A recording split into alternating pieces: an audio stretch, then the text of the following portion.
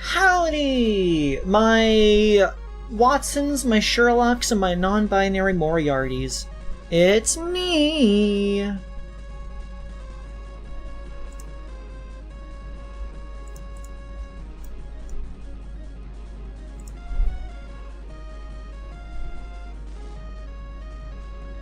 Creed. Hi. That song that's playing is Mr. Brightside by The Killers and Mario Paint Composer, made by Dr. Banjo.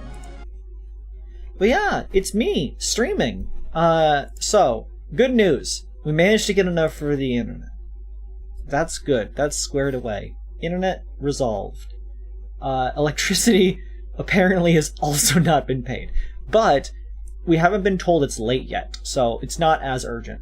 Like, normally they have to be like, hey, this thing is late, it's overdue, you gotta pay or else we will kill you. But we haven't gotten that yet, so presumably it's not as urgent as I need the money in like 3 days. So like that's just I need to pay electrical bill, and that one goes until the end of the month. How is internet a greater priority?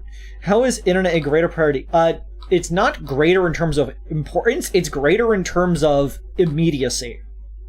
Like, we needed to get the internet done so that we could still have access to the internet, because that's how, most people get jobs and such. But electricity is also quite important, but it is less of a immediate requirement. Anyways, today we're playing a little game that I downloaded a while back called I was given as a gift, but got it as a demo a while back, so we're gonna play it now. Called Little Locked Rooms. Somebody gave it to me as like a donation, I guess. So it's gonna be great. It's gonna be great. I love mysteries. Chat's gonna love it. You're gonna love it, chat.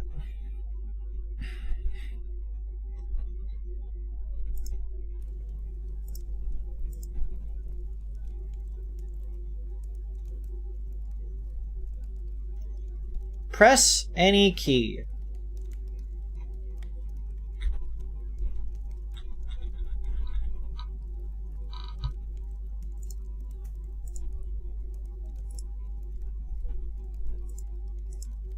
I tabbed into the game properly? Okay, there we go. Scroll lock. Okay. Fires made me feel pretty warm about it. Options. Volume good. Hide points and rank. Language English. Resume. Okay. Okay, so we already did this one in the demo, but we're going to do it again.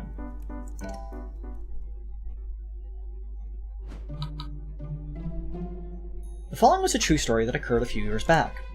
On a cold winter day, an infamous thief managed to steal a jewel of remarkable value. As he made his escape, however, he made a blunder. A witness caught a glimpse of him fleeing in a red truck. The police promptly answered the call and gave chase. After a few hours of driving down the road, they found the truck they were after. However, when they took a peek inside, they realized the driver had already exited the vehicle. A set of footprints went from the vehicle into a small cabin. The police naturally checked inside. But alas, the thief wasn't there either, yet there were no traces of anyone having left the cabin. The criminal had vanished into thin air. And that's how the mystery goes. Dear Bessie, and that's how the mystery goes. What do you think, kiddos? Think you can crack it? I think this guy deserves the Bowser voice. He's grizzled. Let me adjust my camera a little bit. He seems pretty hard. All dad bods speak like Bowser. Exactly. The only two creatures speak like Bowser: dad bods and small girls.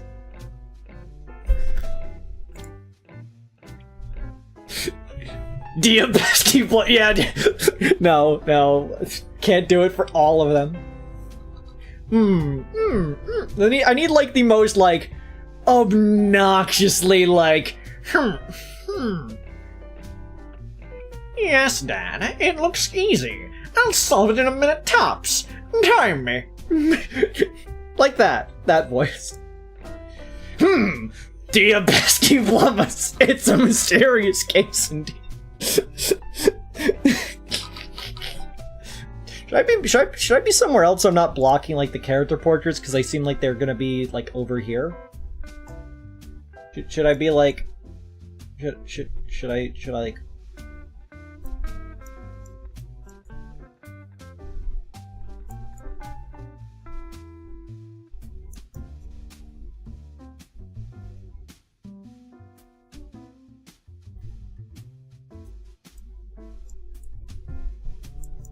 Should I stand here?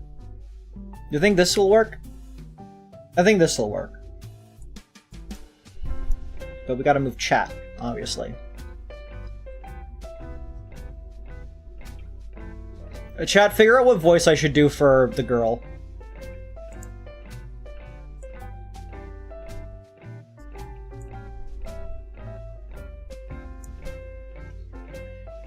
Do the worst Sherlock Holmes impression. I don't know.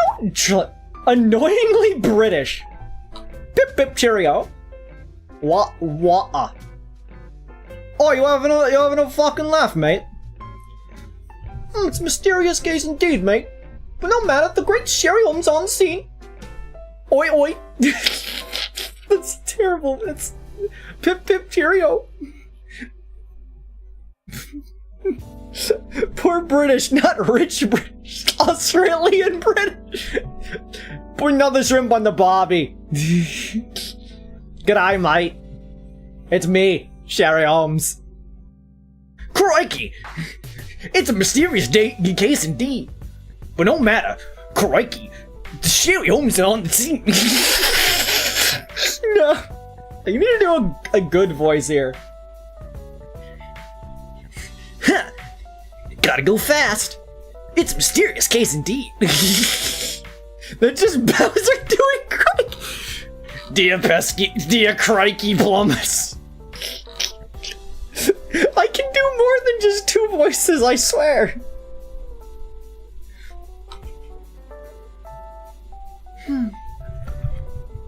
Oi, oi, it's a mysterious case indeed. Pip pip cheerio. But no matter, the great Sherry Holmes is on the scene. There we go. Why are you here again? To solve the case, duh. Come on, Bo. You'll be my sidekick. I'll look in the cabin, you look inside the truck. Dad, she's just messing around. Haha, it's fine, isn't it? Take a good look at the diorama, you two. The diorama. There are some important clues lying around.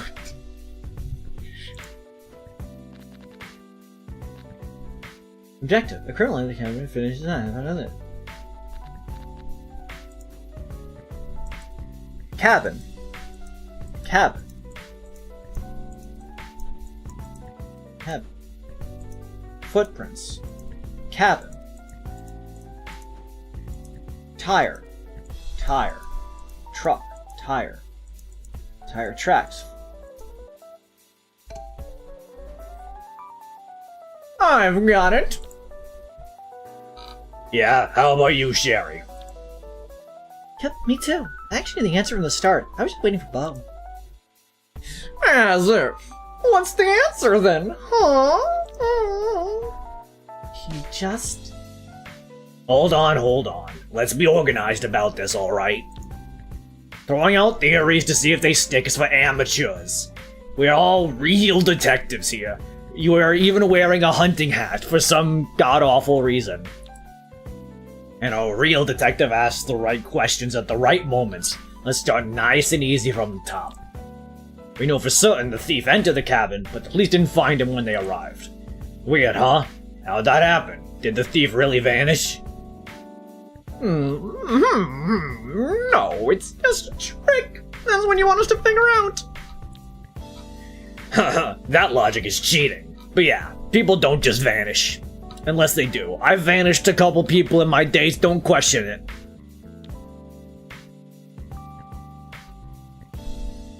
The thief was simply clever in how he escaped. Well, lead us to our first question. How did he do it? Flew away. They exited by flying. He flew away! People don't fly, Bo. I know, I'm not dumb. I meant using a helicopter. He flew away with his $1 million helicopter made of solid gold. I mean, he walked. I am not the criminal, I assure you. I did not use my solid gold pterodactyl to fly away from the scene. That would be crazy. No one has a solid gold pterodactyl. Don't be ridiculous. Shh, quiet down, Terry. Quiet.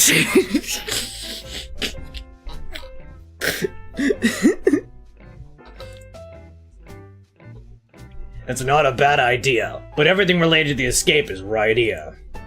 It'd be pretty unfair for me to pull a secret helicopter out of nowhere, right? Yes, I guess a secret pterodactyl.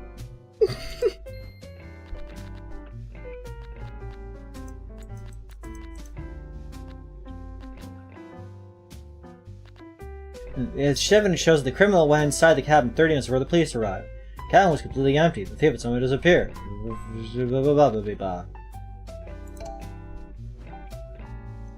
By jumping!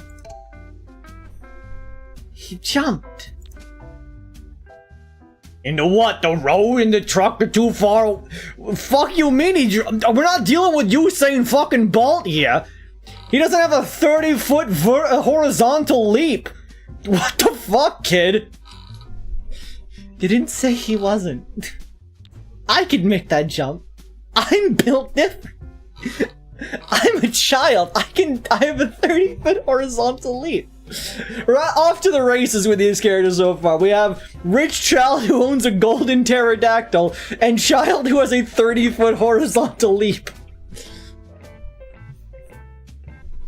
Maybe he climbed onto the roof. That way he could have jumped really far. That's easier said than done. You think he climbed up through the chimney? Santa can do it. I'll give you a freebie. Our criminal isn't Santa. It'd be pretty dangerous, if not impossible, for your average Joe to climb up a chimney, or your average Bo.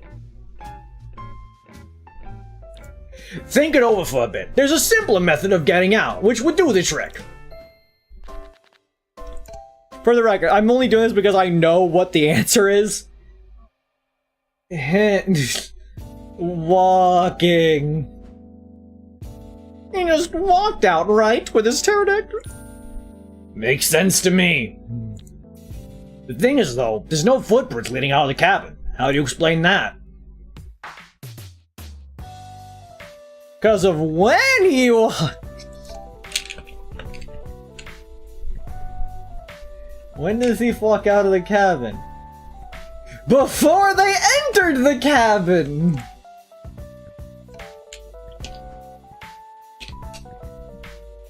I've got it. I know what it is. The thief entered the cabin, but he did it way before the robbery. Huh? Really? Yes, and that's when he left the truck and the footprints. But people saw the baggage from the truck after he stole the thingy, right? Because he had two identical trucks. The first one he parked here. As we all know, everyone owns several cars made of solid gold. And he used the second one to escape after the robbery. And then when he left afterwards, he left in his third automobile. All he did that day was drive by the cabin with his second truck. That's how he escaped. There's his third truck. But the footprints... Hold on, kiddos. I think you're forgetting the most important thing. I told you that the thief entered the cabin shortly before the police arrived. So that's not it, Bo. Sorry. Okay. I think I'm just gonna actually do the answers just so I can get to the ones I have not done yet now. How'd the thief walk out? It was where he walked. Where did the thief walk over? The footprints. Because he walked in reverse. I know. He walked backwards over his own footprints. I don't care if I'm losing points, I already got the answer! Exactly, nice. He masked his exit with his own footprints. Now following that logic, where would the thief arrive by backtracking through his steps? The truck, right? Correct, the footprints would lead back to the truck, so we still haven't fully explained how the escape occurred. Now answer me this next. How'd the thief manage to escape once he reached the truck?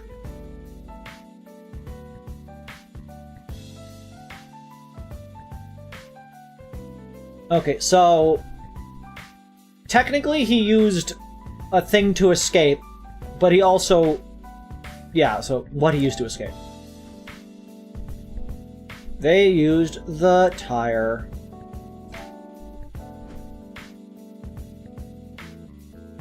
Oh, there's a tire missing. This can only be one thing. He rode the tire like a unicycle. What? No, that's dumb! He rolled it behind him! It's not dumb. You're dumb. What does rolling it behind him even mean? You can't even figure that out, you dumb bitch! Even my golden pterodactyl can figure out! Ha! Don't be like that, buddy. Don't be a fucking prick. Explain to your sister what you mean. Alright. The thief walked backwards from the cabin and then hopped into the back of the truck. That's when he unhooked one of the spare tires. Yeah, so, what I was saying? And then the next thing he did was walk through the tire tracks until he got to the road. And why are there no footprints, huh? Like I said, he used the tire. As he walked, he rolled it behind him, leaving only tire tracks. Oh, okay. That's kind of boring. My idea was better. Whatever. Dad, I'm right. Father, I'm right. Right, aren't I? Absolutely. Your brother's right, Sherry. His version makes the most sense, though your version was definitely better. Told you. Still can't deny I had the possibility, so you both get a passing mark. Yeah. Anyway, good work, you rascals. Let's do a quick recap. After the burglary, the thief was on the run. His plan was most likely to lay low in his cabin. However, everything changed when the Fire Nation attacked. He realized the police was on his tail, so that's when he thought of a little trick. He parked the truck near his cabin and walked inside. Then he returned to the truck by retracing his footsteps in the snow. Finally, he walked through the tire tracks, making sure that it erases footprints with his spare tire. He then carried the tire with him for several miles. After that, he was free to flee the scene, and he got what he wanted. The officers were very confused when they arrived. They ran a search party, but they looked in the wrong places. And so the thief simply vanished, this time for real.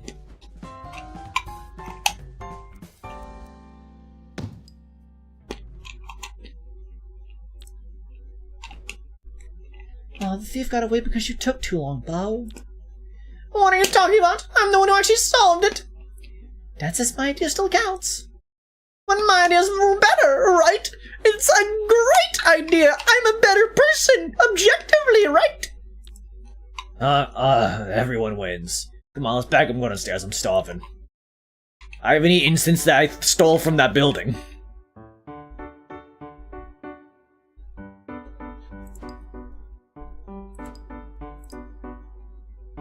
The perfect escape.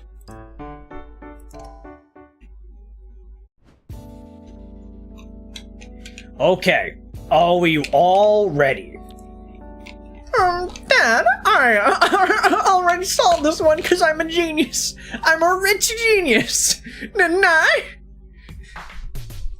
Was there something wrong with what I said? Was I not perfect enough? No, it was fine. You kiddos crushed it. This is a little encore. Do you remember from the other night, the mystery was about a thief who seemed to disappear inside a cabin. And his illusion was that the thief walked in reverse over his own footprints. Yes. That's fine and all, if you don't look too close, that is. In reality, stepping perfectly into your footprints is not that easy.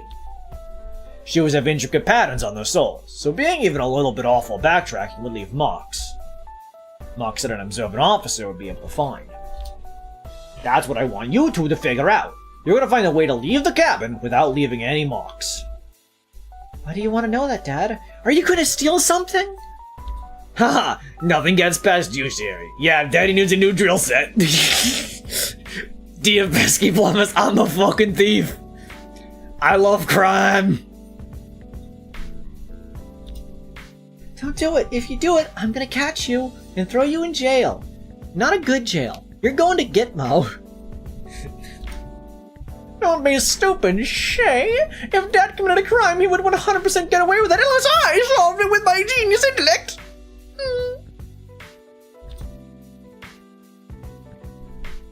Narc daughter or Nepo son?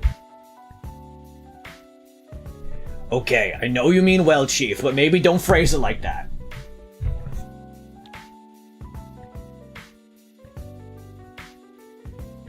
At any rate, the rest of the escape can be done using the tire as we talked about last time. Your assignment is to simply figure out how the thief could have escaped from the cabin. Now, get to it, detectives.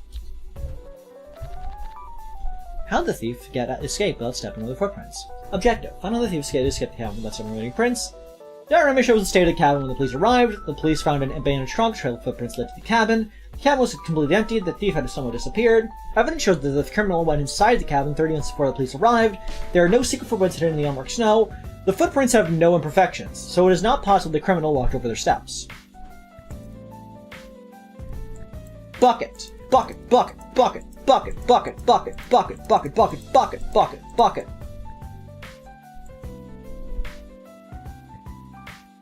Chair. It's a massive chair. Massive fireplace. Bookshelf. Not a fucking...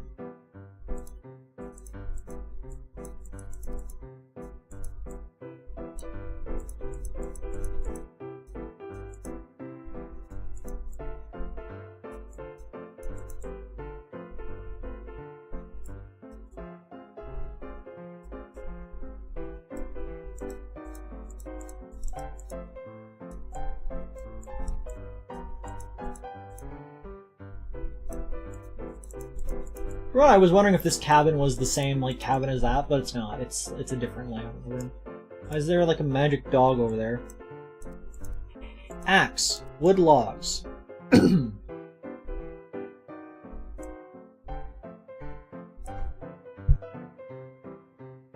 Okay, let's theory craft.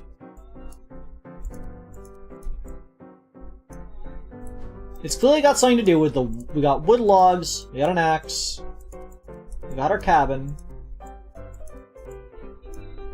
we got a bucket.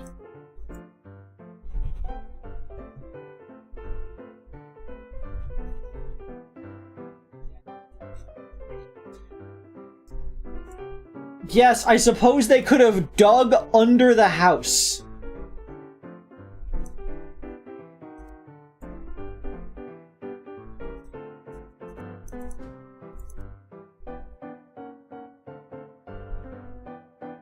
Okay, so, but the thing you need to keep in mind is that they needed to have ended up here. Like, that's a given. Because they needed to have done the tire. So whatever plan they had, the only way it would make sense is if they came back over here.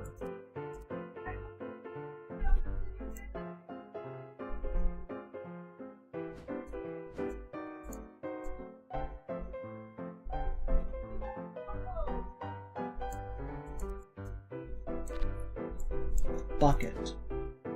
If they had a bucket, they could fill it with water and make ice in some way. Ice...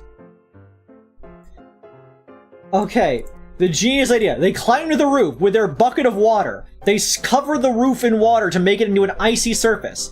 And then they slide down on a log. Axe, wood, cabin. Okay. Let's start solving it. How did the thief escape without stepping over his footprints?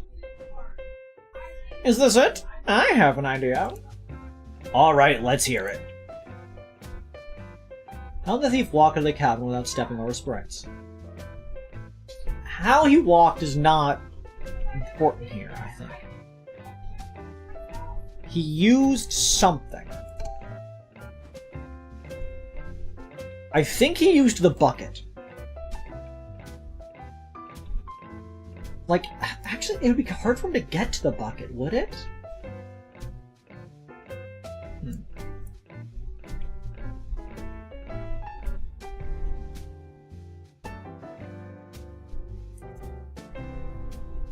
I saw this in a toothpaste ad once, and then he made a slide of ice to slide on the car. Like, yeah, he would need to have gotten to the car. That's the important part. He needs to have gone to the car, because otherwise the tire part of this doesn't make sense. The tire is missing, it still goes. So that means it had to have been something that routed him this way.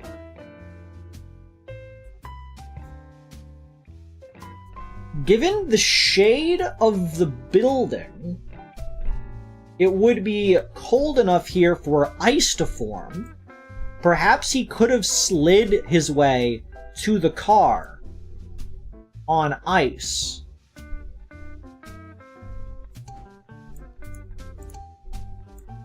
Bucket.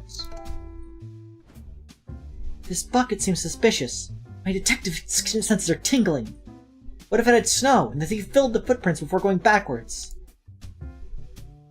Perfectly filling out the footprints. Doesn't seem possible to me. Also contrary to what I said about last night about there not being any hidden prints in the unlocked snow. As much as I like the idea, not our answer. Damn! Okay, so the bucket's not it.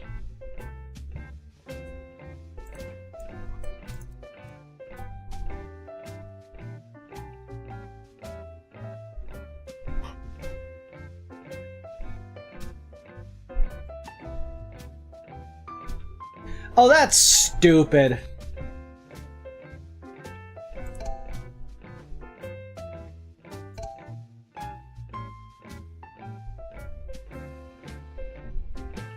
The footwear used by the thief to buy a part of the thief is the length of the steps. The length of the steps.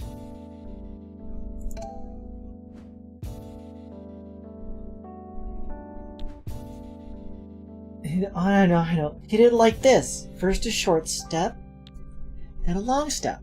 Short step, long step, short step, long step. He left little gaps in his way to the cabin, and he stepped in those on the way back. Yeah, that makes a lot more sense. Look, I was really banking on the ice bucket challenge here. I wanted that ice bucket to so play into this. Yes. Yeah, Pumpkin, exactly. Nice. Wow, you actually got it. I guess it wasn't that hard then. I get it. That's why the footprints are closer this time, so the guy doesn't have to jump too far. Wait, what? Sure. Yes, I adjusted them a little bit. I'm surprised you even noticed. That explains it. You just got lucky because you noticed the footprints were different shape. I did it and I still solved it though because I'm smarter than you! You didn't see that? Why not? I just didn't. So what? Nothing. It's just kind of weird. It seems like something a detective would notice. So that's the trick, guys. In truth, the police were too busy searching for the thief to investigate the footprints in much detail. But the criminal could have left footprints behind that looked normal no matter how close anyone inspected.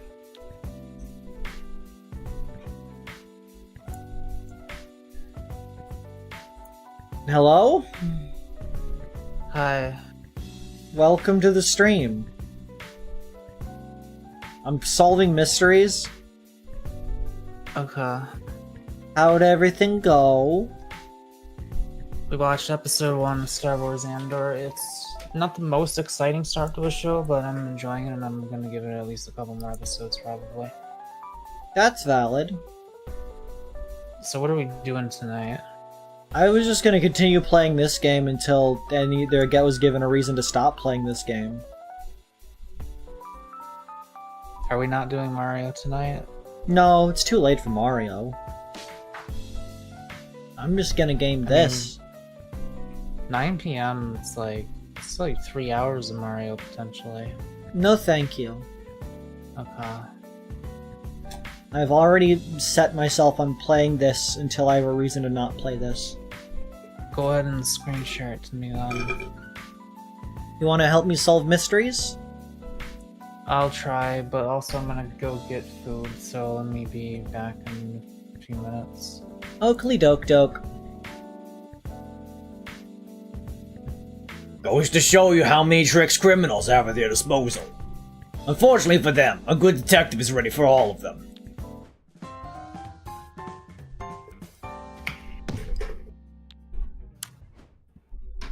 Wow, that was fun. Can we do one more, Dad? Please? Please? Haha, give me a break. Your mom and I need some time to make another one. We love doing crime. I think I know what case we'll do next. We'll be going back in time a bit, to about 100 years ago. Awesome. That's when the best detectives detectived. Detective is not a verb. You mean what? TV detectives? Our Dad is the best one, you know. You're pretty cool, Dad, but you're not Sherlock. Maybe when you get a movie. I'd argue against that, but I'm at least the second best, right? Depends. Can we order some ice cream? Cheeky. Okay, I think we're done here. Let's clean up, head downstairs, and order some ice cream. Awesome. You really are the best, Dad.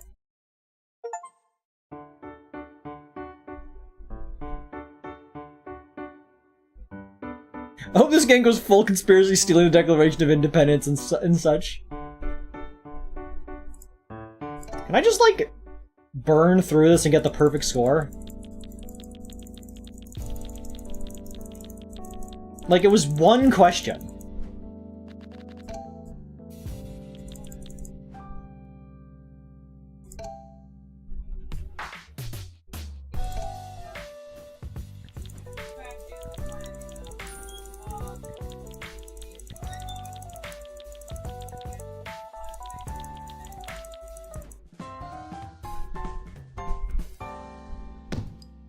Genius, nailed it.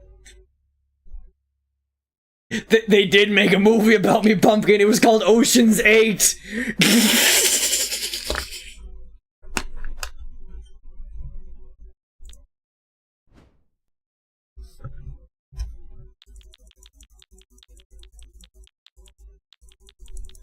I've been meaning to watch the Ocean movies. They seem fun. I love a good heist. The Last Dance.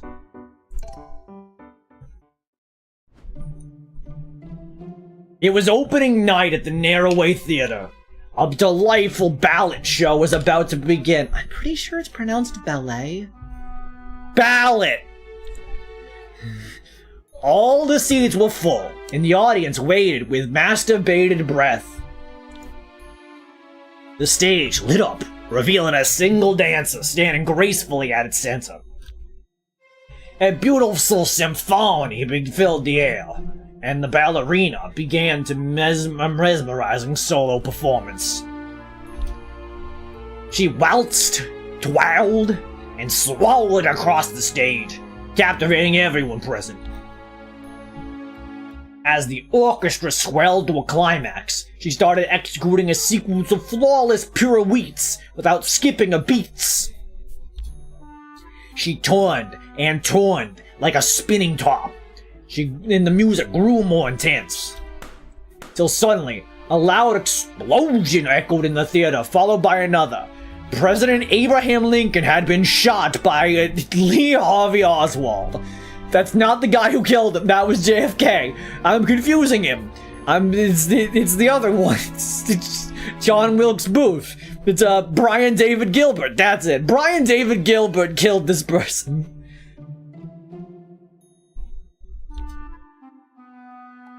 The ballerina's spinning came to a halt.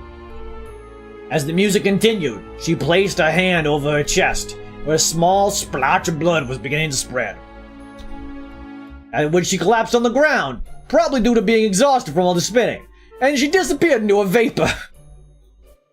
Crew members rushed down the stage in a panic. The spectators were frozen still, praying it was all part of the act, but it wasn't. Only a few minutes later, the ballerina passed away. Even after all the lights were turned on, the assailant was nowhere to be found. When the police arrived, they began their questioning. Several staff members outside the auditorium confirmed no one had left since the shots were fired. The spectators testified they all seated when the shots rang out. Several audience members turned around, but nobody saw anyone suspicious that could have been the shooter. They also gave conflicting statements when asked where the sounds came from. As the theater was being searched, a staff member screamed they found something beneath one of the seats. The police looked under and found a gun, with precisely 2 bullets fired. In the confused crowd, someone flashed a smirk. The murderer was among them, invisible. Cool! This little theater's so cute! I know, right? Not too shabby if I say so myself. This is why I needed to steal those drills! Yeah, reminds me when we went to the Little Ladies. You should have been there, Bo. It was just like this. Oh yeah, I remember that. You weren't there, will you, buddy? Why not? It was girly stuff. I only like manly things like golden pterodactyls.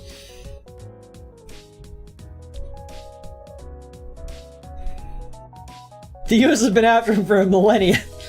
They've yet to catch Brian David Gilbert, the guy who assassinated both Lincoln and JFK. No, but it was nice, right, baby? The choreography and everything on point. Dad, you fell asleep.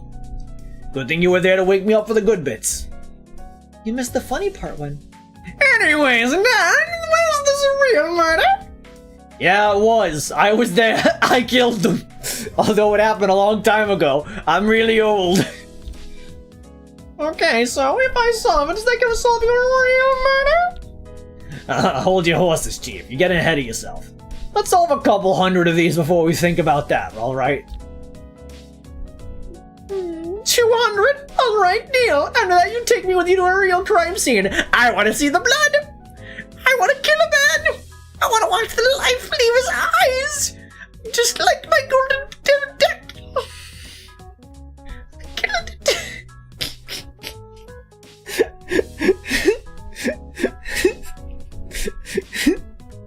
I'm sorry. I don't know why I'm enjoying the bit. I wasn't, but sure, why not? Click the light bulb at the top to dim the light to see the crime as it was during the murder. Bring the lights back on, but click the icon again. Objective. A ballet dancer was shot without anyone seeing. The culprit? How was the crime perpetrated? Diagram. The diagram shows what the theater looked like after the police investigation ended.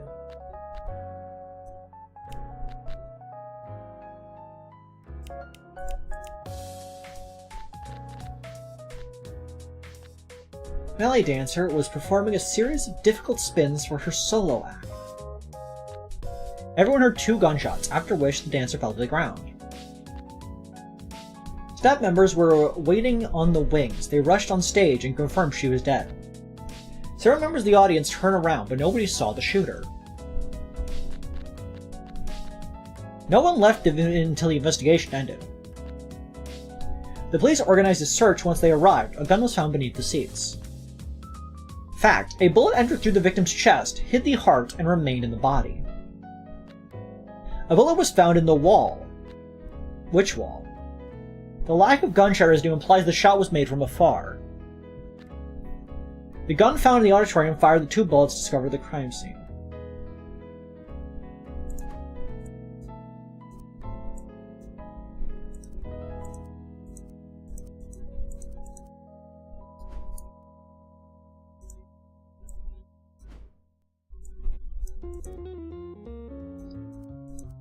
Victim. Blood.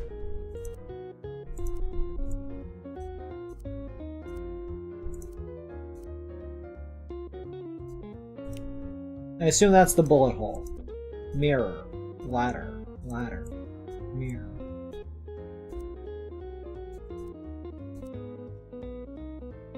Does appear to have a bullet hole in it. And right there, you can sort of see it. Bags. Painting. Painting. Back door.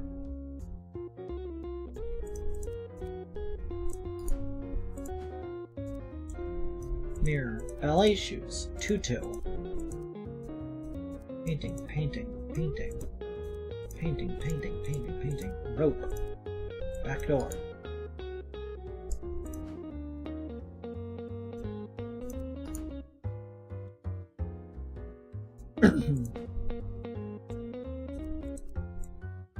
Okay, that's interesting. If that's the line from where the bullet came from, then like that.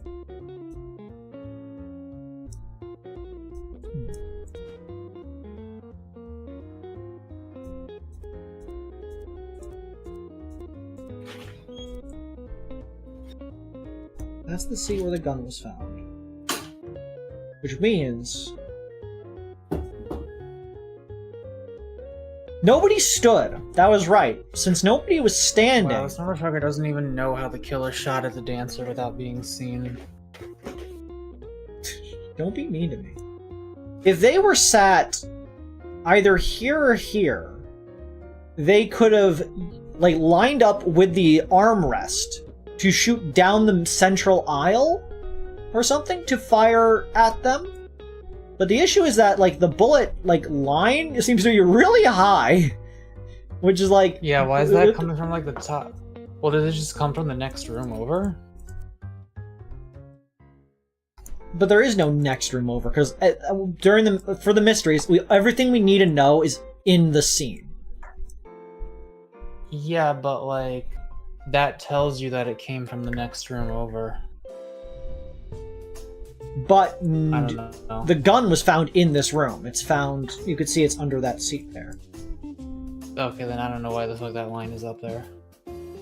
Yeah, okay. Maybe if somebody, like, stood up real quick, because, like, if the person was, as stated, either here, this seat or this seat, they could have stood up and fired, I suppose. I guess it depends on how tall everyone is.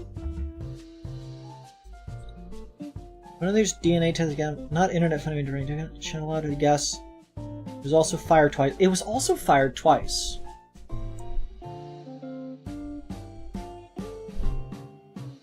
It was fired twice. Why was it fired twice?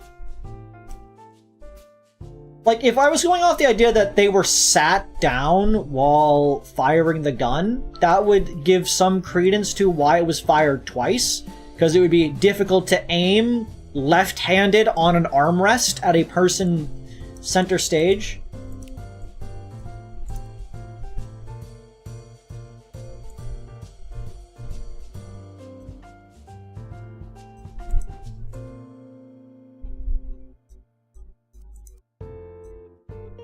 Are we sure the gun wasn't behind the stage?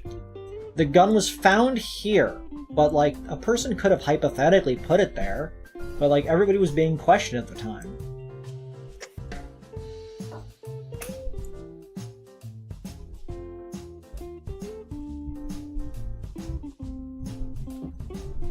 We know for a fact the gun was fired twice, because 2 bullets were discovered at this crime scene.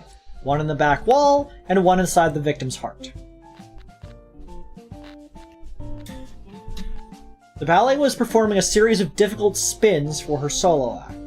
Like, that is one thing I feel like is important to keep in mind here, is that she was spinning.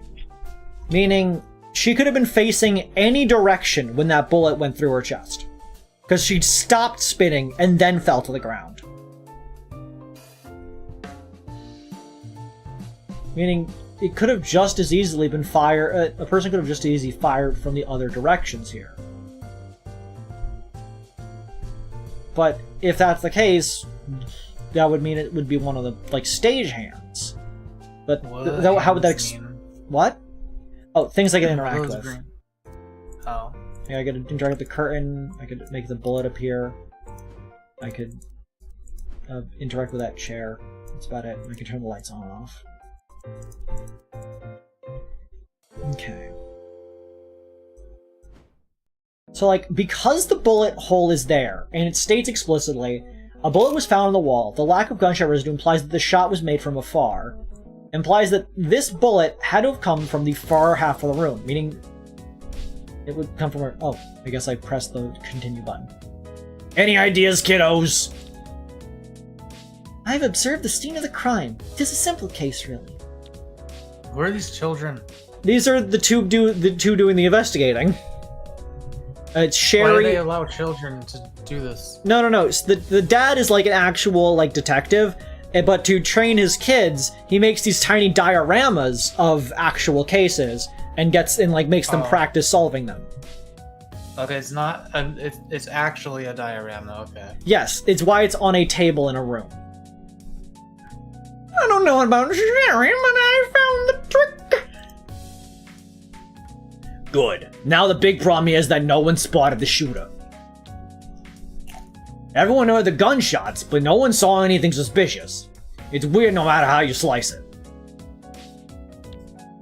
Did you figure that out? Why wasn't the killer seen when they shot the dancer?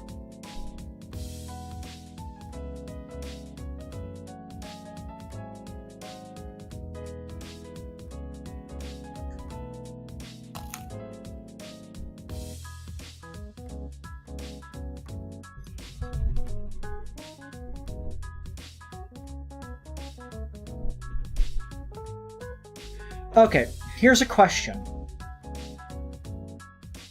nobody saw. Okay, we gotta take some step back here. The gun had 2 bullets missing from it, obviously, as stated. That does not necessarily mean both of those bullets were the ones fired at the ballerina.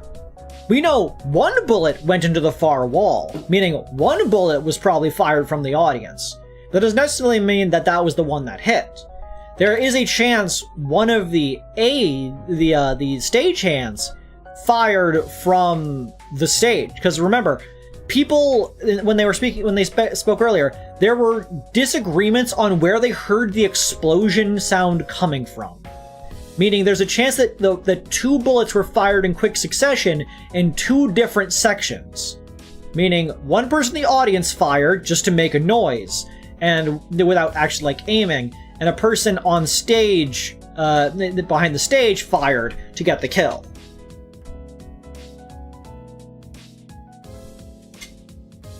I'm gonna say this early, getting shot through the heart gotta be a really shitty way to die. I assume getting shot in any part of your body is a shitty way to die. I wouldn't want to get shot anywhere, personally. They didn't shoot. Isn't the heart the second best place to get shot, other than the brain, if you're gonna die? Because then you bleed out faster. Yeah, I suppose if it's going to kill you, you'd want it to be quick. If it's a 100% chance, I don't know.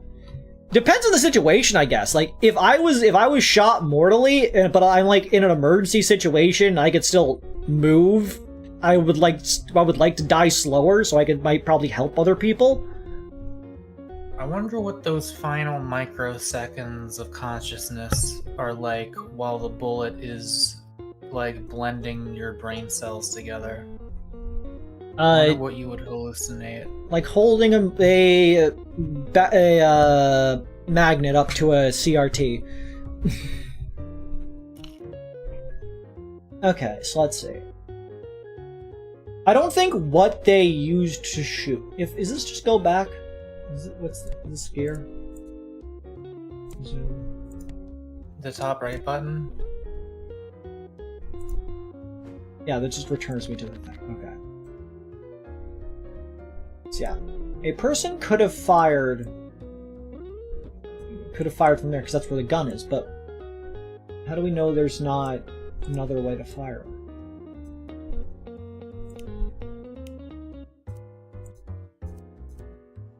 I like that you could see the little bullet hole in the curtain, because the curtain was closed at the time. Meaning nothing behind this curtain would have been super useful.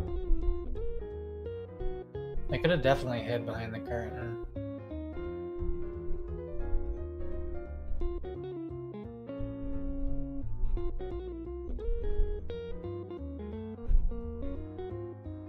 Oh, that... I just don't understand the hole in the brick wall.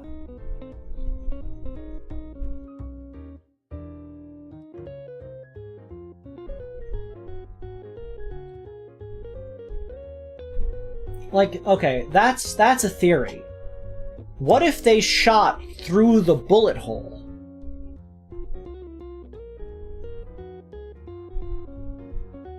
They probably wouldn't need to do that. They could probably shoot through the curtain, obviously. But, think about it. That, if they were prepared earlier, they could shoot through the curtain early on and get it and hit the wall, so there's a bullet hole sized hole there, and they could then go behind the curtain and wait for the moment to then fire through the person's into the person's heart. And so if they leave the gun there, if they were able to hide the gun there, then the person can be okay, the gun's here, and that bullet hole's from far away, so it must be somebody in the audience over here, which would throw suspicion away from who the person actually is, which is a person who is a stagehand back here. That's what I'm thinking, yeah. Jeremy shows ballet dancers wearing a series of difficult spins. I heard 2 gunshots, yeah, but there were 2 gunshots, which means the second bullet needs to have an explanation. was 2 bullets in quick succession. So if the person was behind the curtain, that would explain one of the bullets going in, but where'd the other bullet go? They could have just, like, shot her and then shot the wall to make it look like Nope, it because got shot from the other side of the room. the bullet was found in a wall, the lack of gunshot residue implies the shot was made from afar.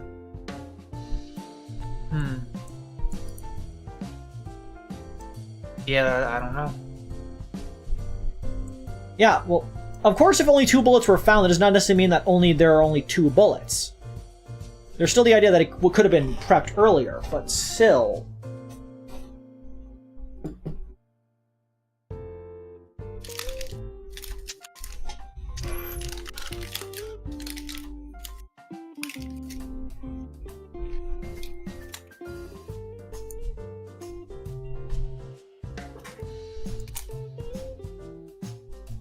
It's highly suspect. Would it easily let them get back there?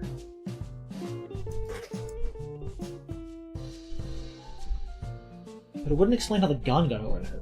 Like, that's the question. How do you explain that a bullet... there were 2 bullets fired. One is here. One is in the chest, presumably. The gun's over there. Like, the idea that a person went back there and did that is tempting. But is it likely? Like, yeah, a person could have done that. Could have gone back there to fire that, but it doesn't explain the second bullet. And given the trajectory of this bullet, like, the person would have had to have been standing to fire. But nobody saw anybody shoot it.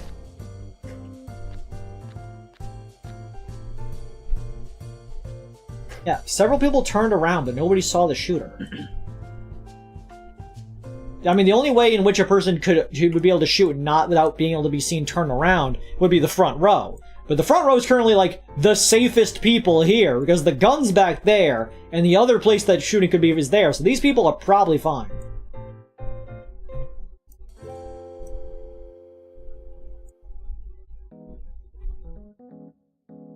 What did they do?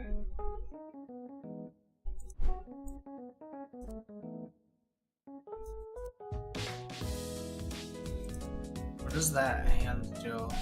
This turns on and off the bullet hole. The curtain was definitely closed at the time.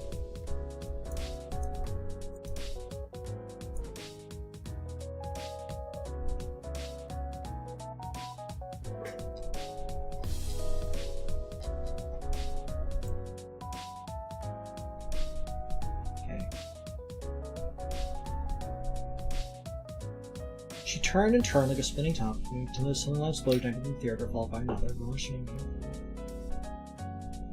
special blanket spread.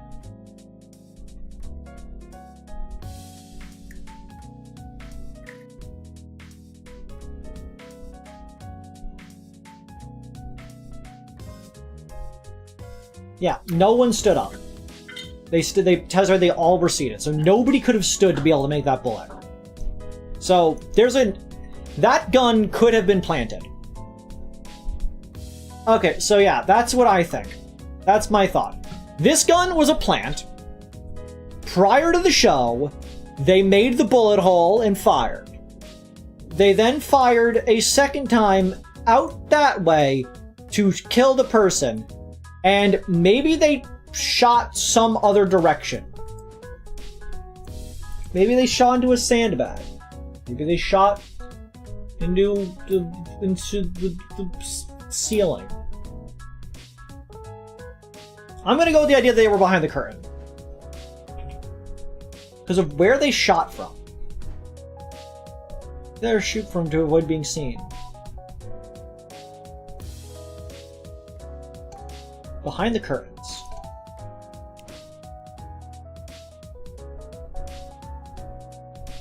Take a look at the path of the shot, gentlemen. You can see that it's, like, really high. Higher, yeah. The shooter would have needed to stand there tiptoes to shoot like that. Why are they dressed like the Phantom of the Opera? That would look pretty silly, so they wouldn't have done that. Yeah, that would look silly, that's why they didn't do it. I must admit, at first I was quite puzzled by this, but then I had a revelation, like the Bible. I love the Bible. You see, you just look at things in reverse. The killer shot from behind the curtains. Hey, I was gonna say that. The dancer was spinning so nobody could tell where the real direction of the shot. That's actually why the killer fired at that time to hide the location. Phantom of the shot, bruh. I'll be right back. You can keep going. Hell yeah, are you gay enough? Yeah, that. Nice. Good job. That's some good reasoning. But if you think about it, shooting from behind the curtains contradicts a few things at this crime scene. You two know what I'm talking about. Yes, there's a bullet hole behind the curtains. That doesn't make sense if the shooter was already there. Anything else? The police found the gun below the seats. That's weird too. How did it get there? Exactly. Let's divide and conquer here. Starting with the gun, like you said, Pumpkin, it was found beneath the seat. That would seem to suggest someone in the audience did it. But if what you're saying is right and the shooter was on stage when they fired, that begs the question, why did no one notice the criminal placing the gun under the seats?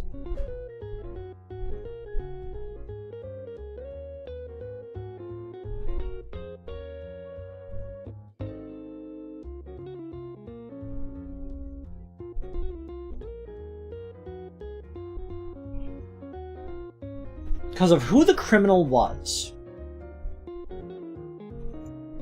Because if it was a stagehand, that would make sense that they would be able to have access to it there prior.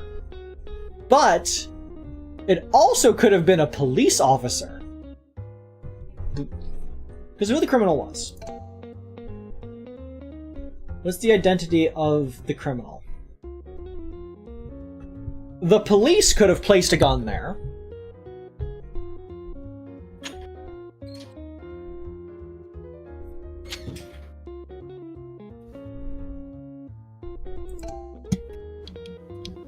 Oh, what if it was a policeman, but like an evil... How do you know it's a policeman? A-cab. We're just suspecting in any given circumstance that police planted evidence and are actually the criminals. Then nobody would have suspected them. Okay, but if that's the case, the evil officer would have needed to enter the theater twice, right? Once to kill the victim, then again with the rest of the police officers to hide the gun. How'd they go unnoticed the first time? Because they weren't wearing a police clothes at the time. Sure, they can change their clothes, but they can't exactly change their face. Think about it. The killer sneaks onto the stage, kills the victim, then leaves. Anyone could have seen the face at any point. Showing up later hoping not to be recognized just because they're wearing a uniform would be pretty risky. Oh, yeah, there's a better answer, I failed! I'm a failure! So, why did no one notice the criminal hiding the gun near the seats?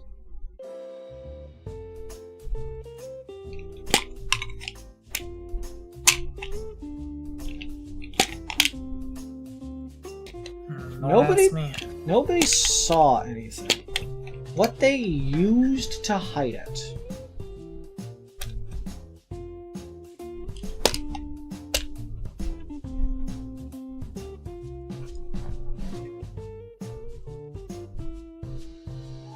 Oh, Lunicon, you have prosopagnosia?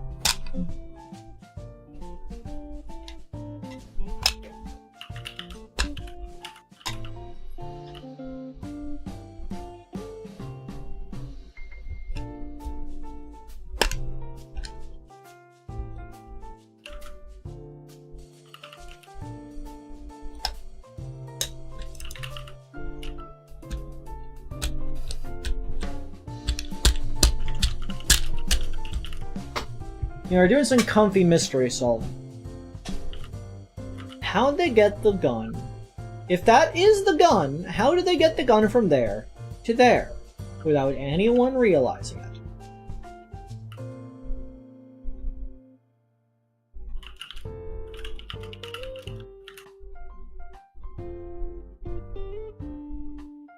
They simply chucked the gun across the stage and hoped nobody would realize.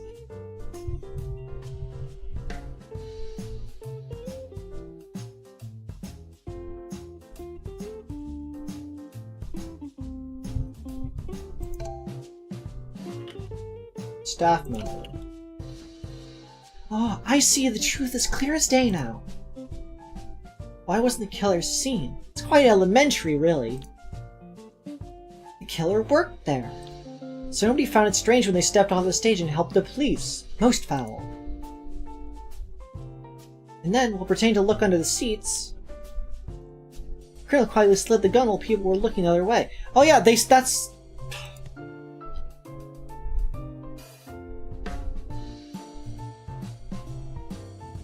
Oh, we can't go all the way back in the text. But I'm pretty certain they said that it was found by it was spotted by a staff member, not a police officer, because they remember the hat. I remember seeing the hat.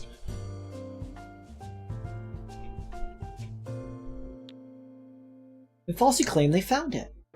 If that was the case, I would have figured that part out faster. Checkmate, evildoer. Officers, arrest that man. Kill him. Break his balls. Why are you pointing at me? Hold on, Sherry. Now you're just jumping to conclusions. Oh, that's not it? No, it's not. If the killer was a staff member, they would have had plenty of chances. He said it is. No, it is. No, it isn't. You're dumb, you stupid bitch. No, it is. If the killer was a staff member, they would have had plenty of chances to dispose of the gun. We can't say for sure that the person who found it is a criminal. Not yet, anyway. Now they got the gun issue, but there was another problem. The bullet behind the wall. Wait, why is that a problem? What do you mean? Like, when the bad guy was hidden, they shot the girl, turned around, shot on the wall, right? No! The shot was fired from far away! Oh, yeah, okay. Exactly. If the culprit was behind the curtains, then how'd they shoot for the wall from afar?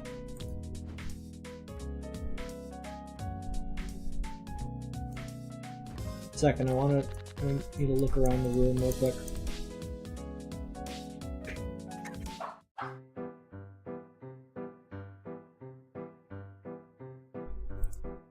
There's a dog over there for some reason.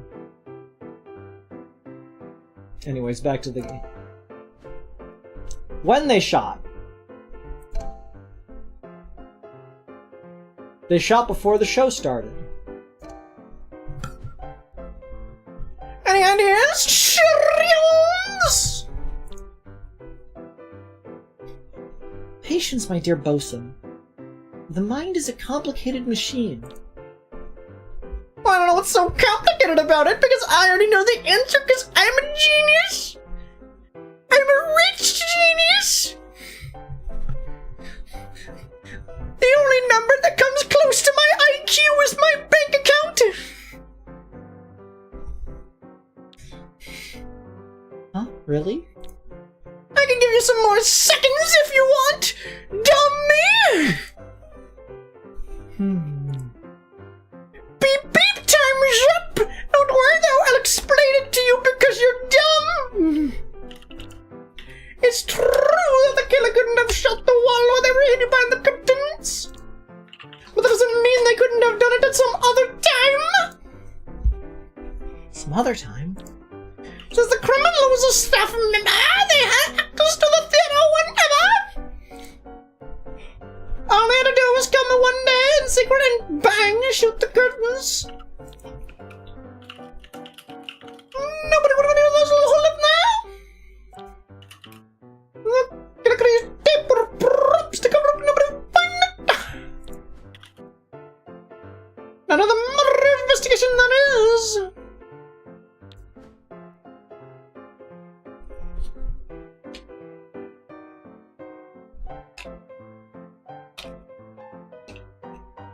I am cute. That is valid. Thank you for saying that. Chat thinks I'm cute. That makes no sense, bosun. It makes perfect sense, what do you mean? Because there were 2 gunshots. Says who? I'll kill them! So the card says. See? Everett heard 2 gunshots. Jerry's right, boss. But you're on the right track. You just need one more piece to complete this puzzle. They simply shot themselves! Now they have the other bullet. See? All I gotta do is hide it. You have an answer? Why have people heard 2 gunshots? I know why they heard 2 gunshots! It just dawned on me. It wasn't a blank. It's just because, once again, they were a stage member, and therefore had access to everything. And everybody was saying they couldn't tell where the bullet explosion sound came from because it was played over the speakers at the same time.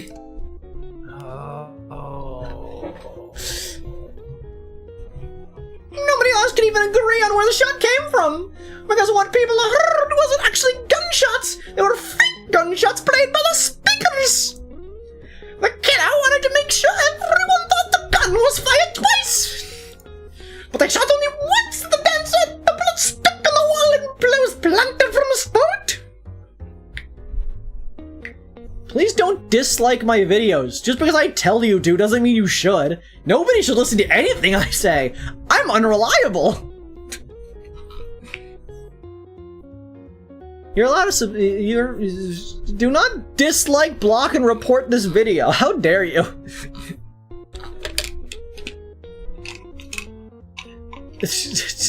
Tiger says, hey Creed, I got a wild question for you. Can you use a bomb to stop a tornado? Okay, I gotta ask, is this a pressing question? Like, do you need the answer, or do you just want to know the answer? Because the answer is yes. With a big enough bomb, you could do anything, but you probably shouldn't do that.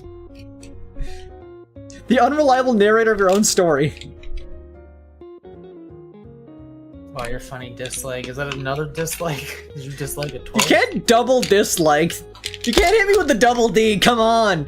The only double Ds we talk about here are the guy from Ed, and Eddie. Anyways. Oh, crazy. You did all that? Right on the money, Chief. You got it. Good job. What the heck? You're so smart, Bo. You figured it out. That's so cool. You're a cool, smart person who should be nicer to other people instead of trying to drag everyone down, but trying to make yourself feel superior. I'm smarter than you, you dumb bitch!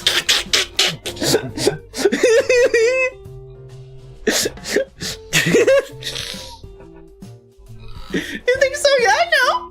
That's why you should listen to me more, because I'm better than you, objectively.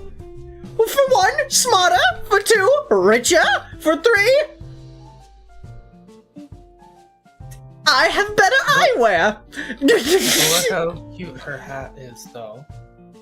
For 4, your hat's stupid. Your hat is dumb. Your hat ain't fleek. Your hat ain't drip. You got nothing. You got shit on your head. You look like you're wearing a doggy bag. Did you shop at an office supply store? Manila's out of fashion. Ascot? More like ass gotta go. I like her ascot. Like your ass got no paper to buy better duds. Like, come on.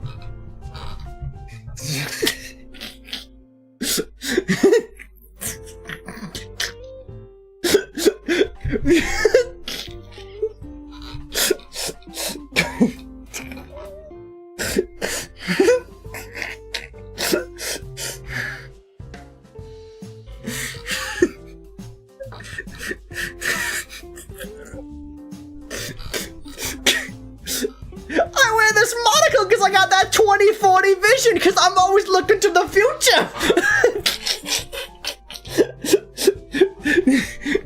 Your ass looks like it came out of a Sears catalog.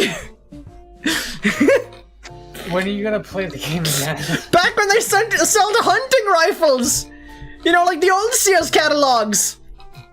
I have I have an old Sears catalog that contains hunting rifles and such in it that you can get for like $10. Oh. Like the prices in that catalog are insane. Like it's like pennies and dollars. Like how the fuck I can't buy eggs for less than $9. I like how Creed laughs at their own jokes for several minutes. That's my favorite part of any stream. Gotta make hour-long bits and giggle cutely. I like, Glue109 says, I like you subjectively. I assure you, everyone likes everything subjectively. Liking is a subjective measurement.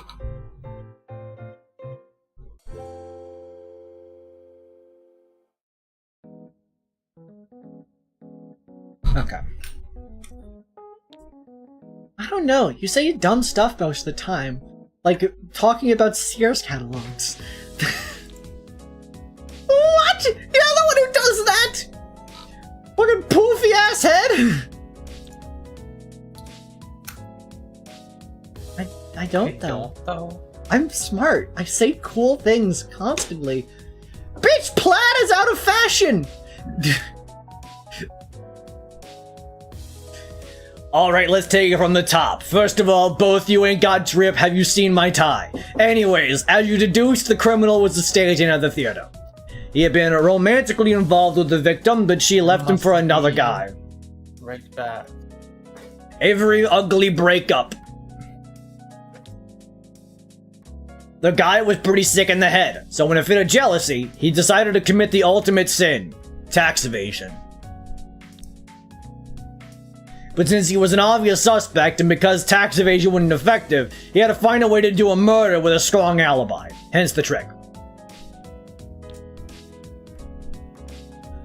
The plan was to shoot on the opening night of a show, and make it seem like one of these spectators did it. The first thing he did was plant a bullet hole a week before the show, while nobody was around. That was also his first mistake. He didn't realize the shooting angle would make it awkward for someone in the crowd. The second thing he did was offering to take care of the sound system. He used to add 2 gunshots to the melody of the victim's performance at very specific timings. Then the night of the show came. He slipped behind the curtain and waited for darkness for this chance. If he shot from there, it would be obvious where the bullet came from. That's why he chose to do the shoot while the victim was spinning around. He knew the choreography, so he knew exactly what he was waiting for. As the first gunshot echoed from the speakers, he fired a single shot right to her chest. The gun was muffled with a silencer, so the only sound people heard was from the speakers. Immediately after, the second gunshot rang out inside the theater, but this time the criminal didn't fire. The investigation would later match the second gunshot to the bullet in the wall, a missed shot. This would be proof of the culprit being summoned in the auditorium. After being shot, the dancer fell dead to the ground, due to unrelated medical conditions. While everyone's focused on her, the killer came out of hiding and played the fool. And at last, once he had the chance, he disposed of the weapon below the seats. Only to shout that he had just found it. I knew it. The plan wasn't half bad, but the inspectors in charge of the case back then were pretty sharp. There was evidence of the culprit tampering with the music, and there were ties connecting him to the gun. It was over. He went through all those hoops, but in the end, crime never pays. Except when I do tax evasion, the aforementioned greatest crime. I also evade taxes! But I'm rich, so people don't really question it! I got an S, even though I fucked up a question. In the end, crime never pays, unlike tax evasion! Yeah? No criminal can hide from Sherry Holmes and her trusty sidekick, lesser person bosun. Hold on, why am I Watson? I should obviously be Sherlock. Because your name sounds closer to Watson, and I sound closer to Sherlock because my name's Sherry Holmes. My last name's it's Sherry. What? Huh? So sorry, Bo. I'm Sherry. Sherry, Sherlock, Sherry. That's me. I get it. Sherlock's a guy. You don't have a hat. You don't have a hat to be Sherlock. We've already discussed how dog shit your hat is! But give it to me! I deserve it more! No, this is mine. Get your own. I'm sorry! Where do you sell that? The fucking Goodwill?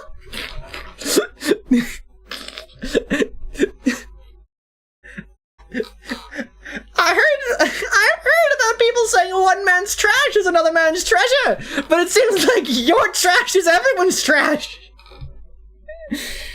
No, is your name based on Assassin's Creed? No. It's not even spelled like that. Creed, like Creed from Assassin's Creed? No! There's no character named Creed in Assassin's Creed.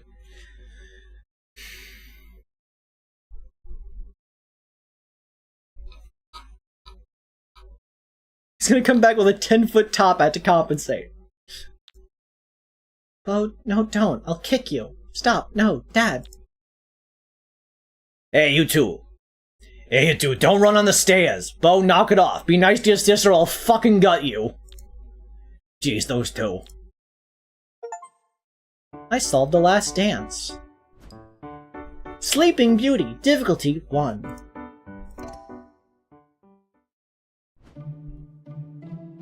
I do wonder where you got the name of Creed. It's just a word that means like something that you like believe or worship. It's like a code of ethic, or just like some sort of axiom of belief. And also K is just a fun way to start a word. It kind of fits the sort of eldritch vibe to have my word be like a synonym to worship. But, you know, spelled off. Like the Krusty Krab. Dude, I would kill for a hamburger for right now. This strange tale was recorded by a historian on the margins of an old tome. Once upon a time, there was a pesky princess who I definitely did not kidnap and bring to my castle, who lived at the summit of a majestic tower. One fateful night, the royal family paid her a visit. Together, they shared a pleasant dinner. Who the fuck are you?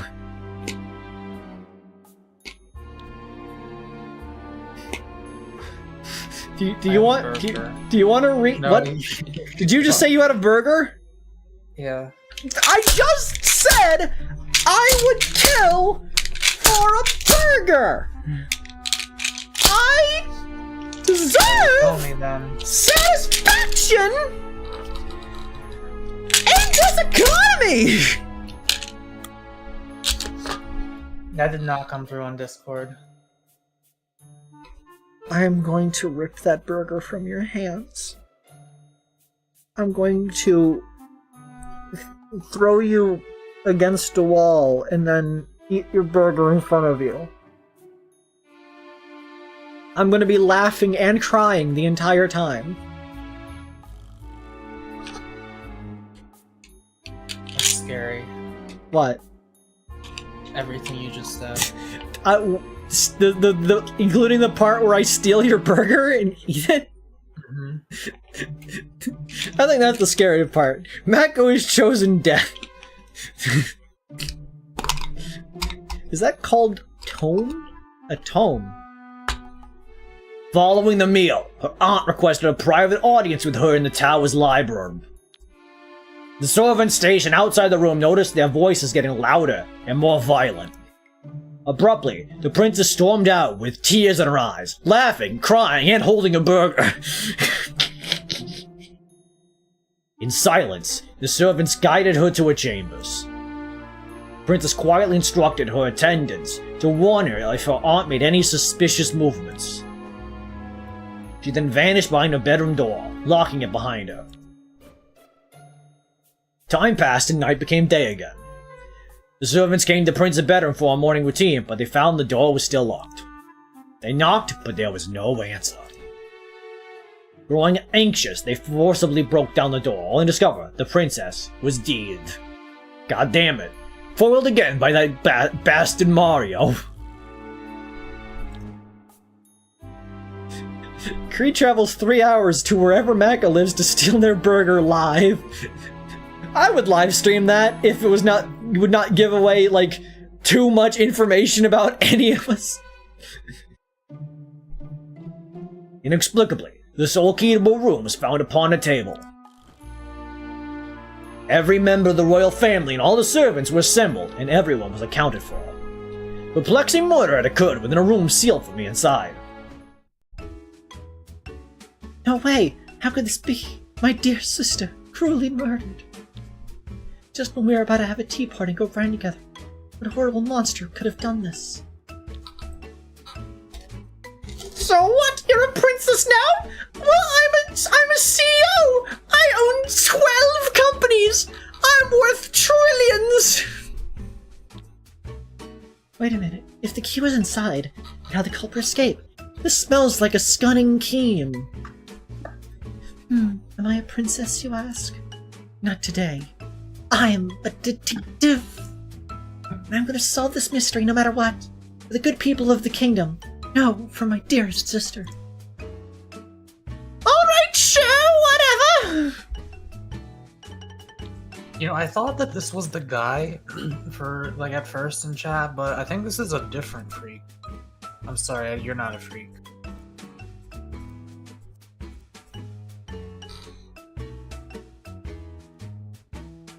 Oh, got a little You don't woozy talk there. Quite the same way.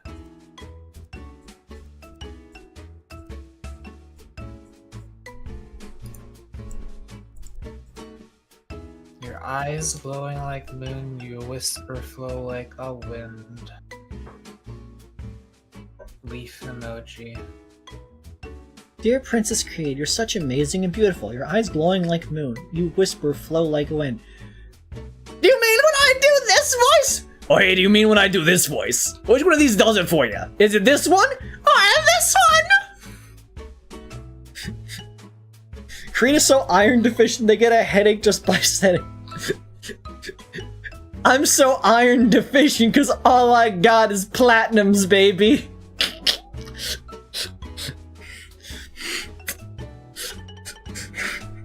That is your rank in many video games. Did you just call me iron tier, you piece of fuck? No, I called you plat. That's what you said you are. I'm agreeing with you. I'm not platinum in many games. What do you mean? I thought you were platinum in both Overwatch and Marvel Rivals. No. Platinum's the best score, Mago. No, platinum in Overwatch is like where all of the tryhards who are actually shit at the game are. Well, yeah. I'm not shit at the game, nor am I a tryhard. I'm You actually solidly in in. I'm in wood tier. Okay. That's what that's, yeah. They needed to invent a new tier just for me. Creed tier. I could never be ranked, says Lunicon. Sure you could be. I rank you as #1 rat person. I will be right back again. I think Flat. there are French fries. Iron deficiency from burger deficiency. A burger would solve my iron deficiency problem.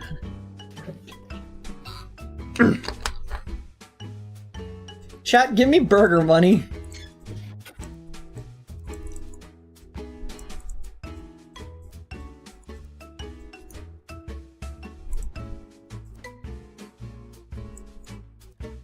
Books. Key. Table. Table. Mirror. Clock. Pendulum. Grandfather clock. It is currently 7:50. 1. No, wait, that's 6:51. It's 6:51. I didn't know if they were going to do the thing that a lot of people do with like analog clocks where they just kind of have them in line with each other, but this one's actually accurate. It's just before the 7 and the minute is at 51.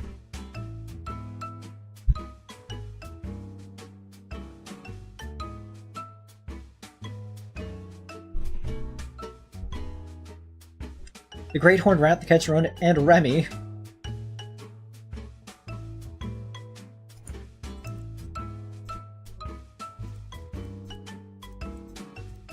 The big rat that makes all the rules is discounted. This window opens inwards. Plant.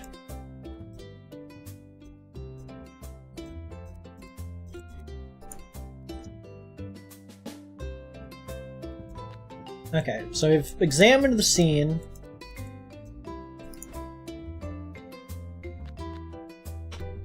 The princess was found dead in her chambers. The room was locked, yet the key was inside. How? Because they went through the window, obviously. Error shows the state of the tower moments before the body was found. The princess welcomed the royal family over in her tower. The princess had a meeting with her aunt that night. She stormed off in distress. A couple of servants escorted her to her bedroom. And I got hiccups for some reason.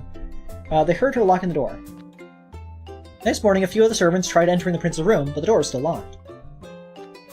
The servants forced the door open and found the princess dead. The servants gathered everyone together, but no one claimed to know anything. Fact: the victim was smothered with a pillow. Fact: the room below the princess's chambers were the guest rooms. Fact: nobody tampered with the crime scene after the door was forced open. Fact: the key found inside the prince's bedroom was the only key capable of opening the door. Okay. Yes! Now I understand the terrible truth behind this case. Yeah, good to hear. Good job. Got ourselves a good old-fashioned lock room mystery here. The guards heard the princess lock in her own room. The killer was unable to get in, do the deed, and get out, or so it seems. Let's start with the question. How did the killer enter the room if the princess had locked the door? It's because they entered from somewhere else.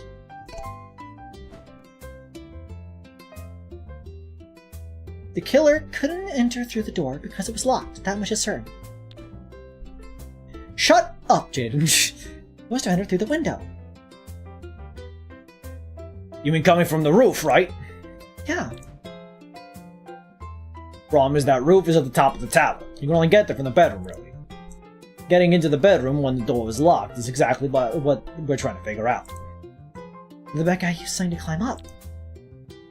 Good idea. But can you really see anything that can make a rope?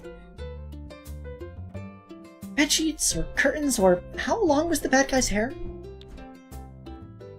Too long of a distance to cover with any of those answers. I like your idea, baby. I really do. But it's not really possible. I was mistaken. Very strange indeed. Oh.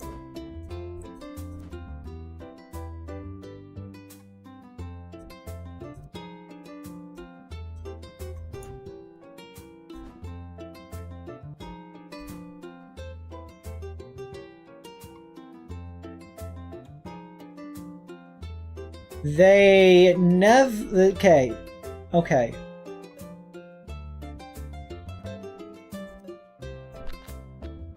Really thought I had something there. Really thought they were trying to hit me with the Rapunzel.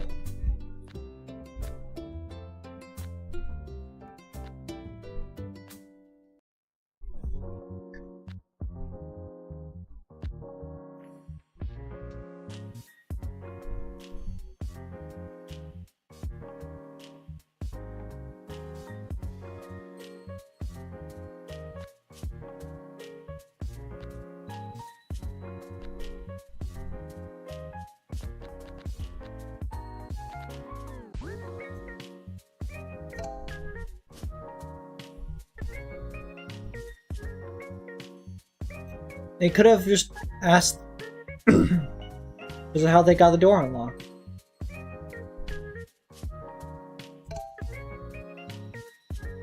Oh, the door unlocked. The princess unlocked the door.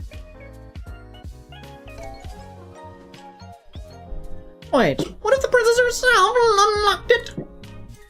Sounds interesting. Explain a bit more what you mean.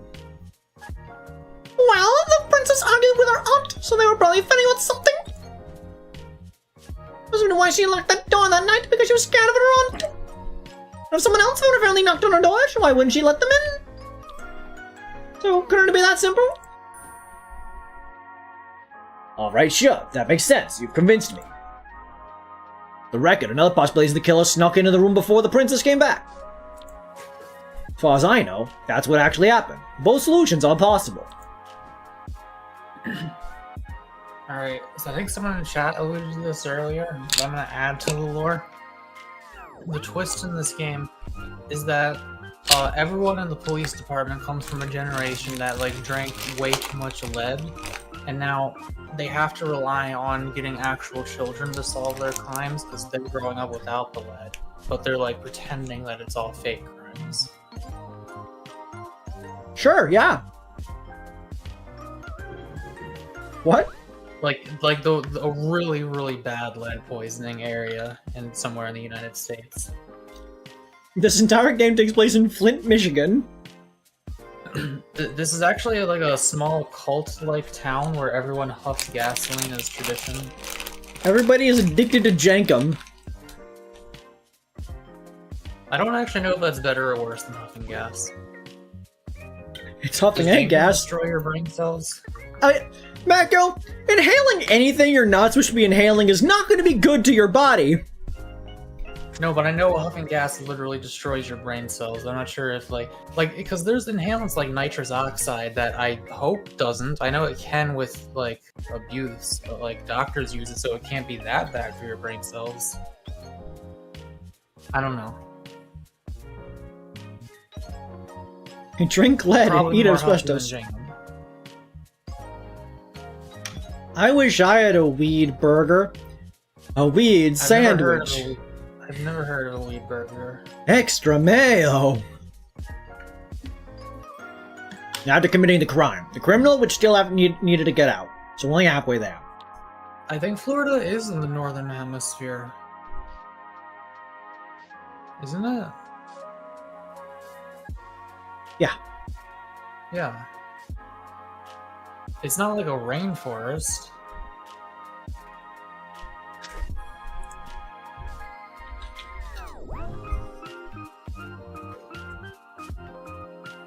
Yeah, like the equator cuts through South America. No, it doesn't touch the Florida. Florida's at like the beginning of the tropics. Nope, equator's still not Mexico. It's in South America. That's where the rainforest is.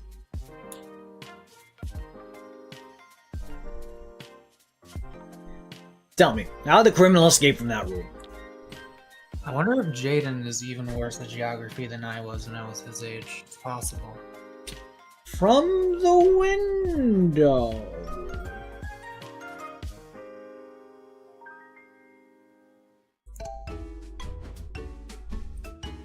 The killer didn't open the door, they escaped through the window. That's why they wouldn't use a key at all. They simply stepped outside under their gold-plated pterodactyl and flew off into the sunset. Alright, but the window was closed when the servants got inside the room. What do you I make of dropped that? the French fry on the ants. I dropped the French fry on the ants. I can't let them have this. I can't let them know about it. I They have to will dispose be of fed for millennia! it. No, they need to keep eating the poison. They love the poison. They... Do not Flint, Michigan the ants! No, don't do taste for it. Get away. They're walking away with... I'm just imagining Mako trying to wrangle ants. Like a dog. Oh shit, there's like mustard on the... I need to like wipe up the mustard. Did you mustard your fries, you freak? Yeah, jalapeno mustard. I wish I had a burger and fries with mustard. All the mustard. As much mustard as they can physically allow to be put onto the burger.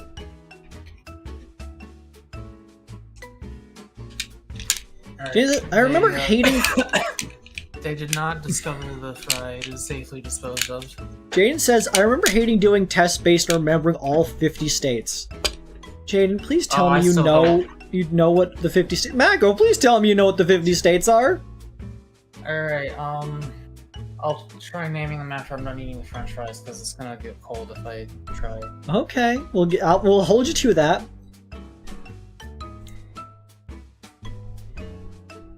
Just outside the room, there's a roof you can stand on.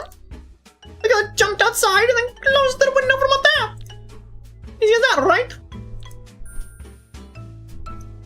Easy as that. Very nice, Chief. Okay, so far we know how the criminal got in and out of the room. What's next? What'd they do to get down from there? That guy jumped downstairs onto this little balcony. Yeah, obviously. Or onto his golden pterodactyl. I feel like most crimes could be resolved with the golden pterodactyl. That makes sense. Not the pterodactyl part, but the dropping down part. But what would you say is the distance between the roof and the balcony? Okay, if I had to look...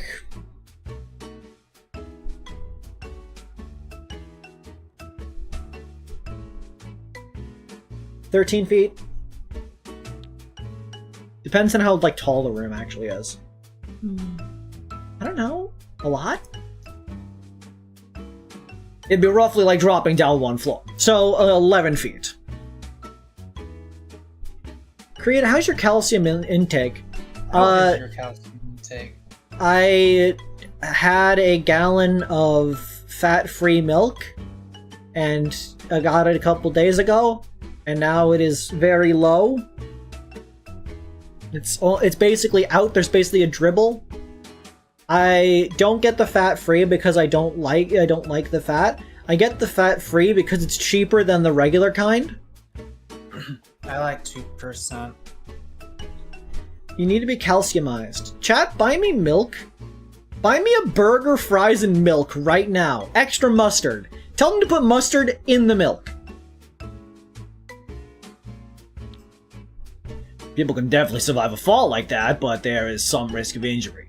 And that'd make you suspicious.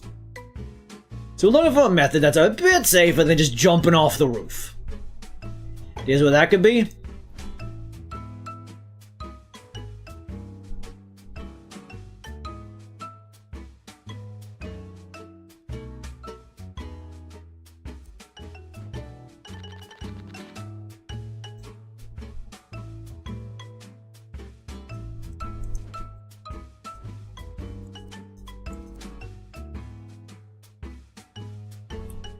Nothing's missing or out of place here.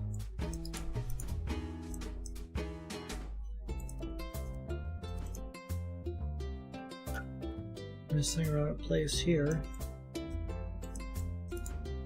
I think that they just didn't jump. They just stayed on the roof. Who's gonna check? They didn't escape. I see.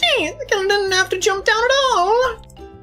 Just went around the back and waited there for their golden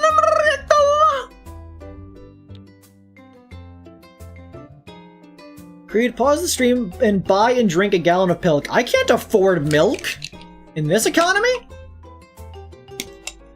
I like the idea, but I doubt it. The servants gathered everyone around after the body was found. People were crying around the scene of the crime. There'd be no room for the killer to slip back in. Tried to when someone saw you entering from the window, no excuse would save you. Maybe you could say you were sleepwalking. Bo does that sometimes. I do? I fucked it up!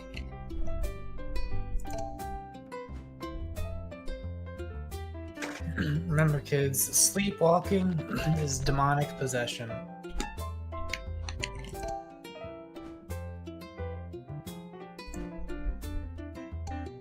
Bed. Pillow. Pillow.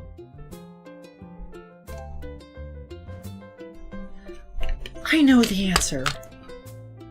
It's true that the evildoer could hurt themselves jumping down the roof. Nothing was there to cushion their fall. Something they had prepared beforehand. That be? Why, it's terribly simple. The bed's downstairs. The colonel took the mattress and put them on the balcony before going to my sister's room. That way they had a place to jump without getting hurt. And that's what happened. Excellent, good going. You're way smart. Wicked smart. That's it. That concludes the trick. Not a lot of information available for this particular case, but here's what people think happened. There was a power struggle within the royal family, and a few members wanted the princess out of the picture. That night, the murderer entered an unused guest room and placed the mattresses on the balcony. Then they snuck in the princess' bedroom while she was gone. The princess, after having a meeting with her aunt, returned to her room along with her guards. When she arrived, she locked the door, unaware that her assailant was hiding inside. And while she was sleeping, she was attacked. Killing the victim, the criminal needed to escape. He jumped from the window and onto the roof. but dropping down to the balcony below where a couple of well-placed matches cushion their fall. No edits left behind, they simply snuck back into their room.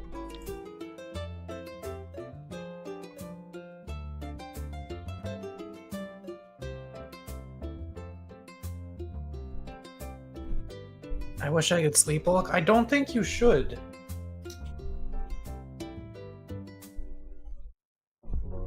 Why would you want to walk while asleep? Bloom I says can't that- remember doing it. Have you finished Phoenix Wright? Phoenix Wright 2? Yes. Phoenix Wright 3? No. You have to start that one. We need to finish at least Mario RPG first. You're gonna get away with it. They slept through the night like a baby.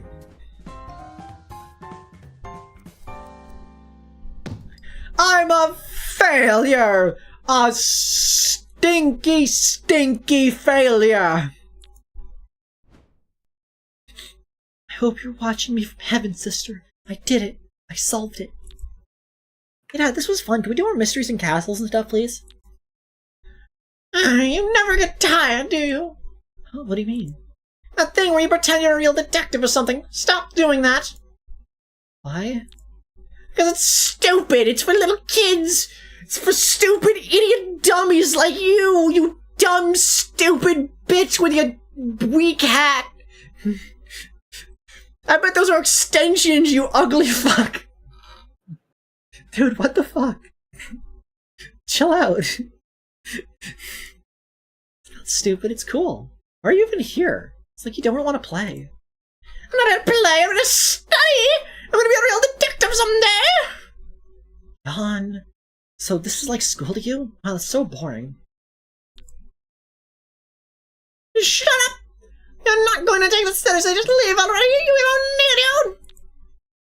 Yeah, but the thing is, I don't wanna. Why do I have to ruin everything? You can't, you suck! You're a bitch! You're a prick! You're ruining the studying by having fun! Whoa, buddy, hold on. Oh, there he goes. It gets so annoying when we play detectives. No, what if we did the next one without telling him? Wow, alright, let's have a little chat, Jerry. You two need to make up. This is getting ridiculous. No, but Bo just left.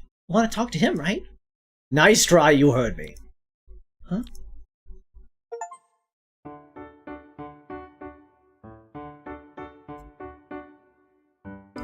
Rapunzel Complex. Difficulty 3. That was 2. That's 1.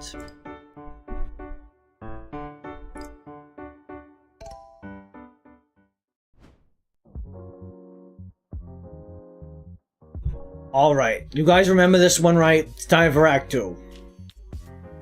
Last time we ended it on a bit of a sour note. Good thing you talked it out like in a civilized manner and made up, right? I want to just cut to them and show them like black eyes, like cut knuckles, they settle it in a civilized manner. You know this dude has brass knuckles in his pocket in case of emergencies. Yeah, I didn't think so. Hey, the balconies are gone. Yeah, I did remove them. Let me explain. I actually simplified a few things from the real mystery. It would have been too hard otherwise. Really? You did that for shame, right?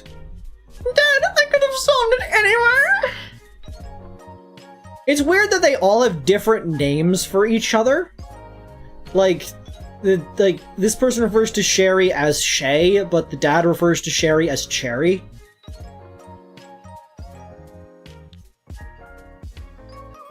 Or baby, or other such things like that. Don't take it as me doubting you two. I just thought it'd be better to do it like this because it's a pain in the ass to add more details to a small diorama. Do you know how hard it is to make this shit? I'm a detective. I do woodworking as a hobby. Much like Gumshoe. Let's go over what the tower actually looked like. First, in the previous version of the tower, I said the guest rooms had balconies. In reality, they're just regular windows.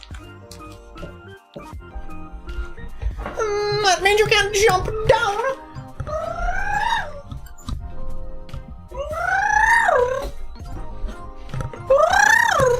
Right? Correct. The other night, we said the killer escaped by jumping down from the roof. Well, no balconies, that wouldn't quite work. I like this depiction of them just falling straight down. Look, maybe they had invincible bones.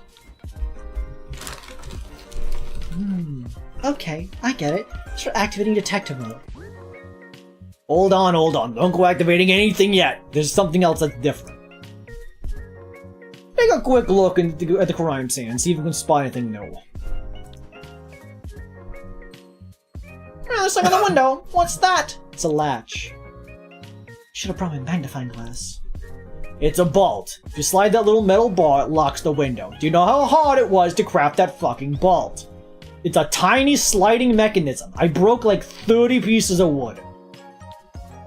And the reason I'm bringing this up is because when the servants broke into the room and discovered the body... A body has been discovered! It wasn't the only door that was locked. The window was bolted shut too. Man, I cannot wait for me to finish Phoenix Wright 3 so that you could play Danganronpa V3. Because, as stated, I've been watching the Game Grumps playing through it, and they are doing their final episode of it this coming weekend, and I'm reminded of how much I actually do love that game.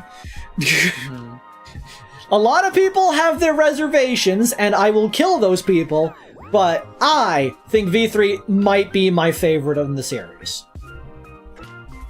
Can't wait to see whether I love or hate Kokiki Uma. It wasn't the only door that was locked. The window was bolted shut too.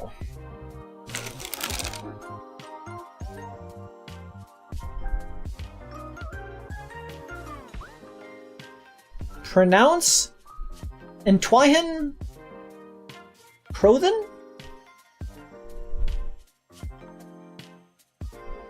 Why? Entwihen Prothen. Do you guys know how hard it is to shrink these buildings down for you without anyone noticing? I had to buy that shrink ray from Gru. You know fucking Gru from Despicable Me? Yeah, I had to talk to him. Dude's nose is enormous. Should've used it on that. What the fuck?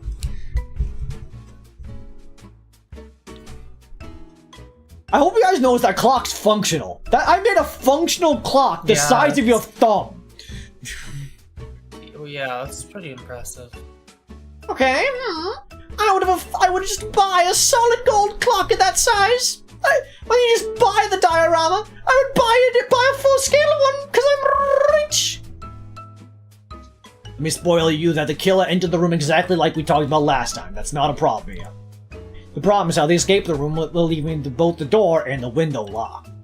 Oh, and check out the guest room before doing anything else. There's something important there too. Try not to miss it. And that's it. Now get to solving, detectives. Find how the killer escaped, leaving the door and window locked in this new tower. The diorama shows us state the tower moments before the body was found. The princess welcomed the royal family over into her tower. The princess had a meeting with her aunt that night. She stormed off in distress. A couple of servants escorted her to the bedroom. They heard her locking the door. Next morning, a few servants tried entering the princess' room, but the door was still locked. The servants forced the door open and found the princess dead. When inspecting the room, they found that the window was bolted shut. The servants gathered everyone together, but no one claimed to know anything. The victim was smothered with a pillow. The rooms below the princess' chambers were the guest rooms. Nobody tampered with the crime scene after the door was forced open. The key found inside the princess' bedroom was the only key capable of opening the door. The princess' room has no gaps at all between the window and the window frame. The window in the princess' room is in a perfect state. There are no scratches on it. Picture: an instructional pamphlet describing a rope trick useful for this case. I don't need that. I'll be right back.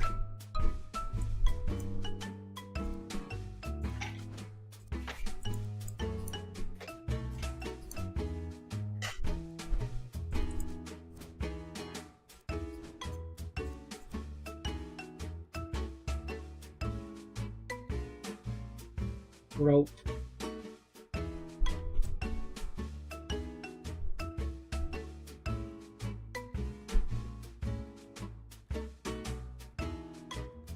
It's a lot of rope. Okay.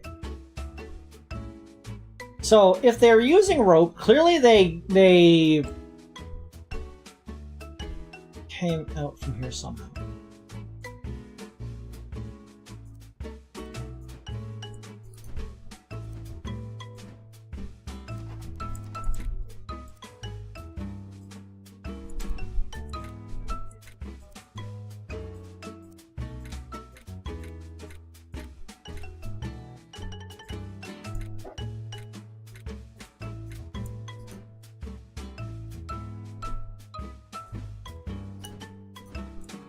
So, like, the ropes imply that they did a climbing trick here. Which is entirely possible. That doesn't explain the window.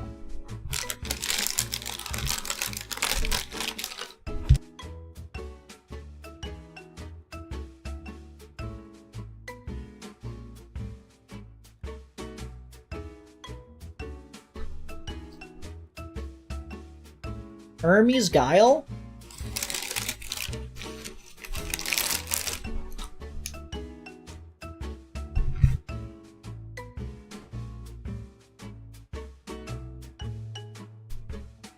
Interesting.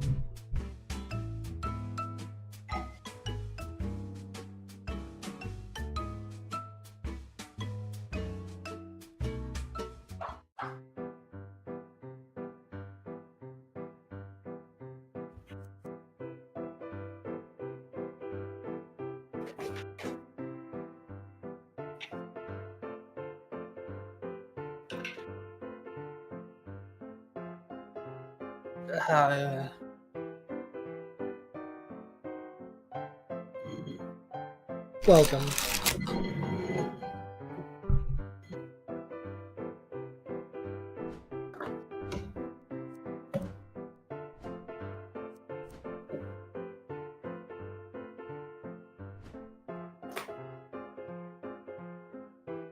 See, the issue is that as soon as they're outside the window, they can no longer close the window, because the window locks. There's no gaps, there's no scratches, the window's in perfect condition. I mean, the only way that makes sense is if they locked it from the inside. Then how'd they leave?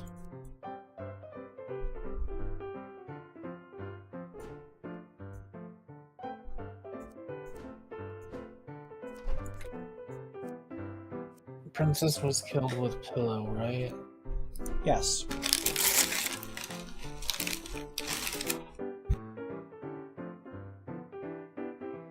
Are we sure you did not simply sit on her and then, like, squeeze yourself out through the crack in the door?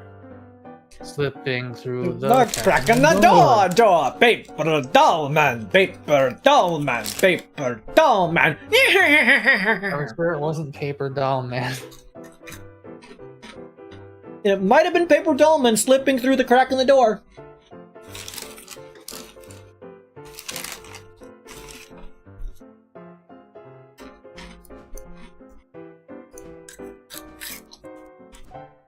Yeah, let's rope this time.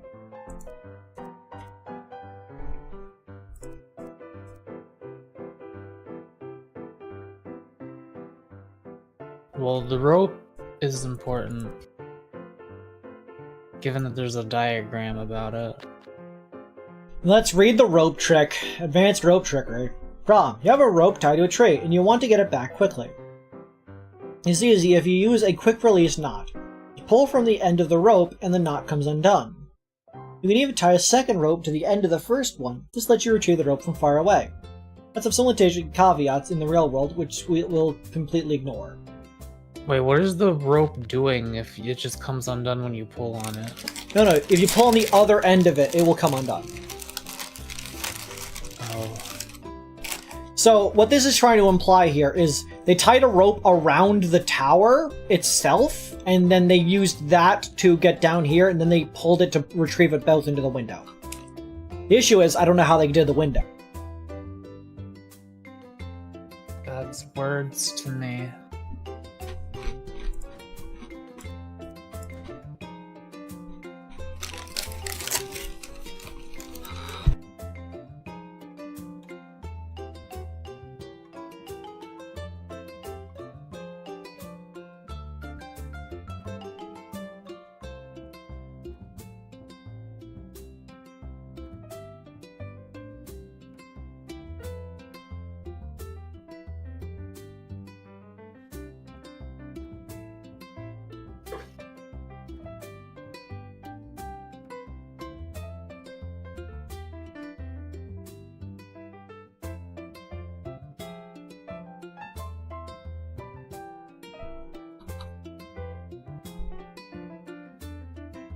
Like, for a moment I thought, like, maybe there was an accomplice. One person went out the window and, like, climbed down. But, and, like, maybe they would let the other person out through the door, but, like, that doesn't make much sense. Because then, like, the door would still need to be locked from the inside, but everybody inside the building, in the room would now be dead. Is the key inside the room? Yep, it's right there.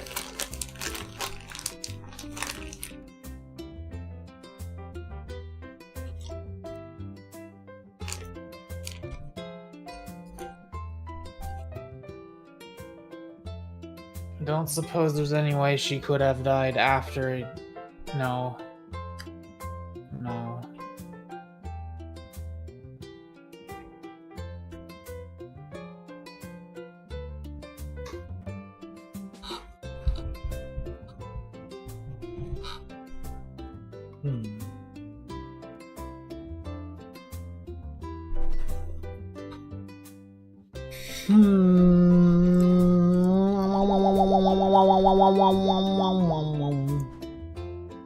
Could the key be a fake that was planted there? Nope, that's the key.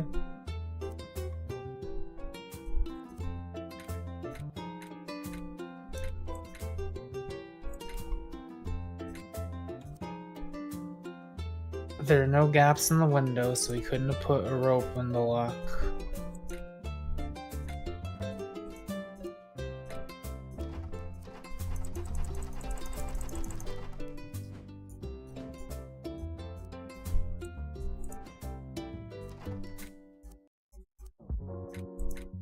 The lock is significant.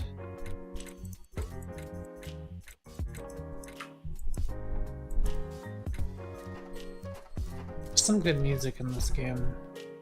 Mm-hmm.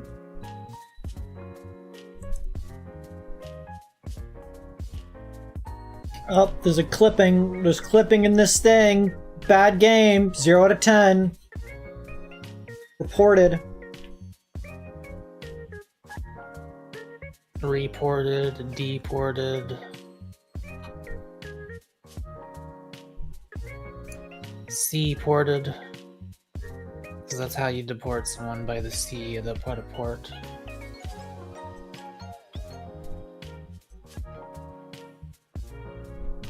Because, like, even if we know how they got off the roof, we don't know how they got out of this room. That's the issue. Because this door would require the key that's already in the room. And this door would require somebody to lock the door behind them, which would imply somebody had to stay in this room. But, like, they collected everybody into this room. Wouldn't they notice if somebody just, like, came out of the wardrobe or something?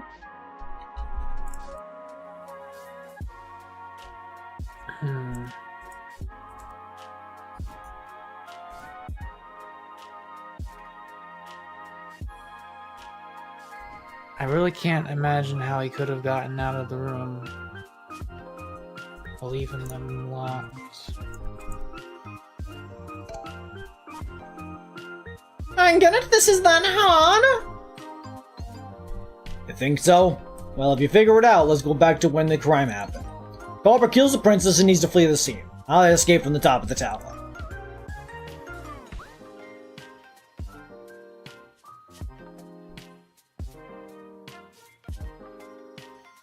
Okay, we presume they went to the roof, right? I don't presume anything. Doesn't make any They sense. have How the did they get ropes. there?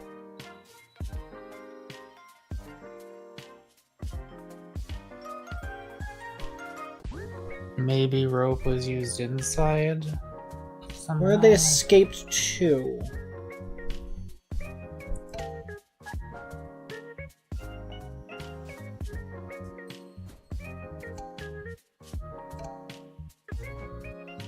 I feel like climbed under the roof, didn't they?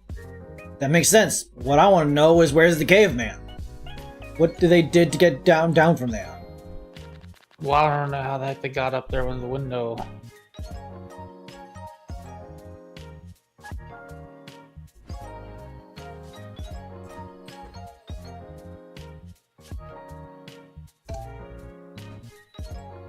What they used. rope. The guy used rope, right? I would have used the hairs of a unicorn. Climb down, I mean. Yeah, that. Good. A little obvious, maybe, but of course, that's what the new clues are for. Yeah, and they used a, what's it called? What's that thing poor people do? Yeah, is it quick release knots? They used to get that rope back. Perfect, perfect. And what did the Gilla tie the rope to? What do you mean? You know, they wouldn't need to tie the rope to something, otherwise something funny would have occurred. You just tied to something. Does it matter what? Of course it does. And the details right is important, boss. To be precise, what exactly did the criminal tie the rope to before climbing down?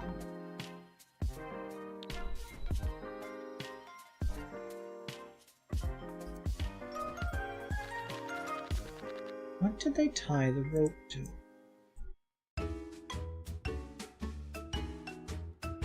The door handle, but then how do they close the window? Also, why would it be the door handle?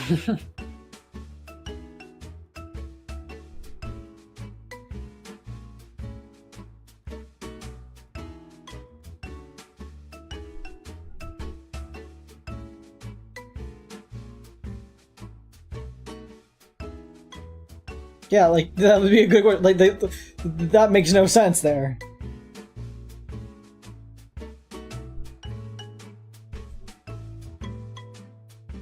Like... There's the wardrobe.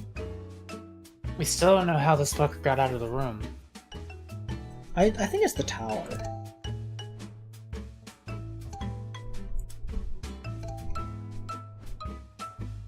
I see it! What was right in front of us all along? The truth. Shang! I don't know what I'm thinking. If I can't figure it out, what chance do you have, you dumb blonde bitch? Yes, my dear bosun, I can see you carefully investigating the crime scene. But you're failing to notice that if the rope was tied to something inside the room, then the villain wouldn't have been able to close the window. Yeah, big deal. How'd he do that? So what? It's simple. If the rope wasn't tied to something inside the room, then it must be tied to something outside of it. Like the tower itself. Oh, really, Shay? The tower? You dumbass! You fucking stupid! Do you see how big the fucking tower is? How much rope do you think they have? There's not really a limit to how long you can make rope, is there? Probably not. Make you better to solve this now? You don't see it, do you? Don't fret. I shall gladly explain how the escape took place. They climbed on the roof and closed the window behind them. And with the rope in hand, they circled around the tower. Coming back around, they made a knot. Wasn't the window locked from the inside, though? We're not there yet. We climbed down towards freedom, supported by nothing else than the cursed tower itself. Good job, Pumpkin. Nice thing to think outside the box. That's a tough one, too. I mean, of course, it was elementary. He's joking, you dunce, you dumbass, you piece of shit! Fuck you! There's no way that's the answer! Tiger rope sling so big it's ridiculous! Idiot! Loser! I wasn't kidding. Why is it ridiculous?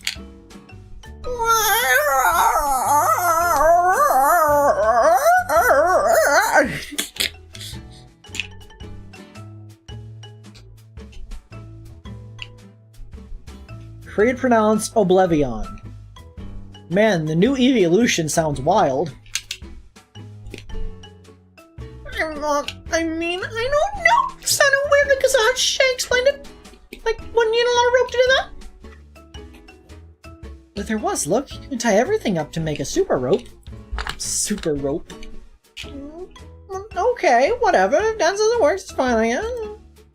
Come on, you're a smart kid. You don't need to take my word for it. Do you think your sister's idea makes sense or not?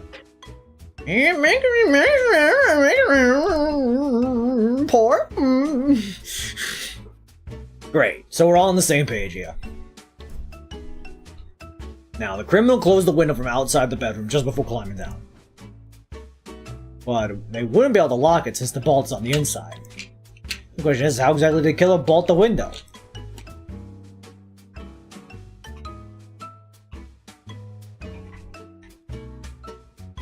Maybe they bolted it after they came in to report the crime. Possibly. It was made... Before the body is discovered. But, yeah, wait, shouldn't it be after the body is discovered? Oh. Or maybe at the body discovery.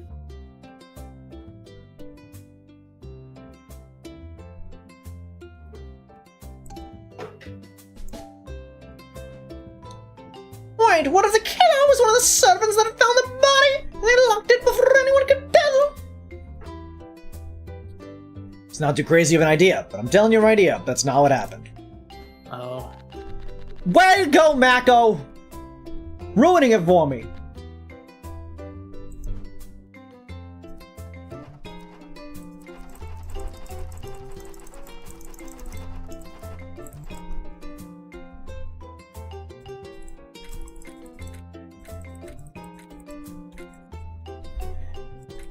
When the penis and the vaginus.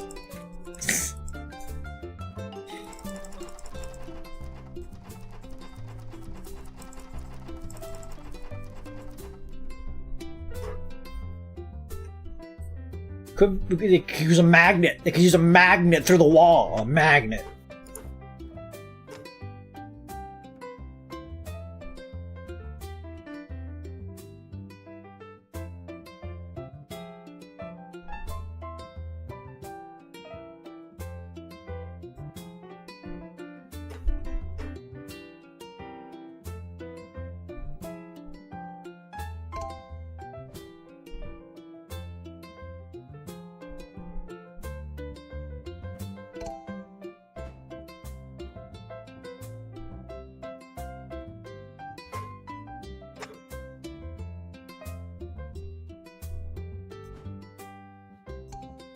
They bolted it with the bolt.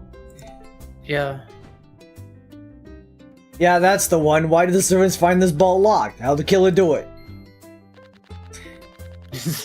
Doesn't even accept that as an answer. It takes it as a partial answer. I saw there's an achievement for doing that like a bunch of times where you answer something that's technically correct but not really helpful. Like, yes, you bolted it with the bolt. That would be one of the main components. You sound evangelic? No.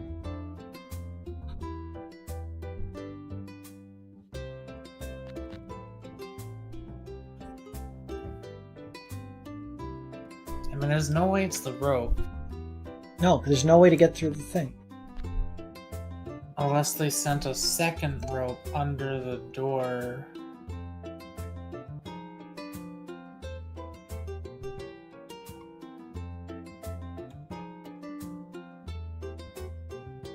But I don't know if they'd be able to lock it that precisely with the rope.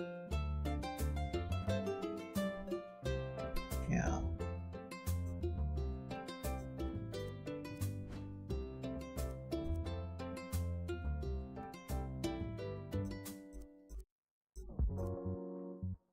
Thread?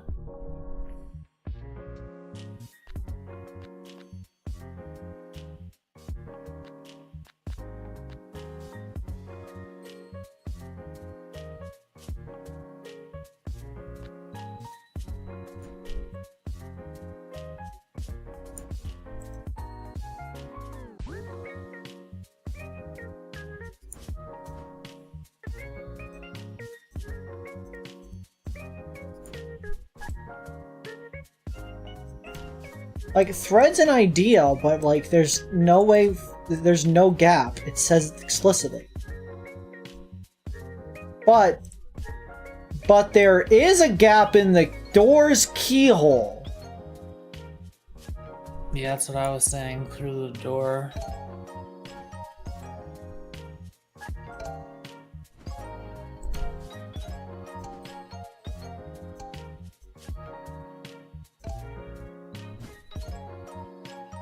Once the killer left the bedroom, accessing the vault seems impossible.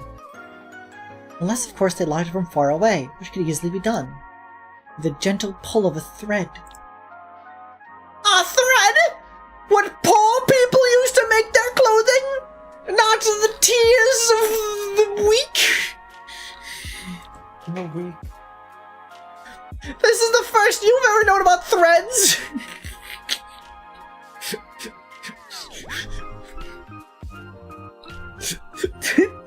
You got so little drip, they call you the Sahara!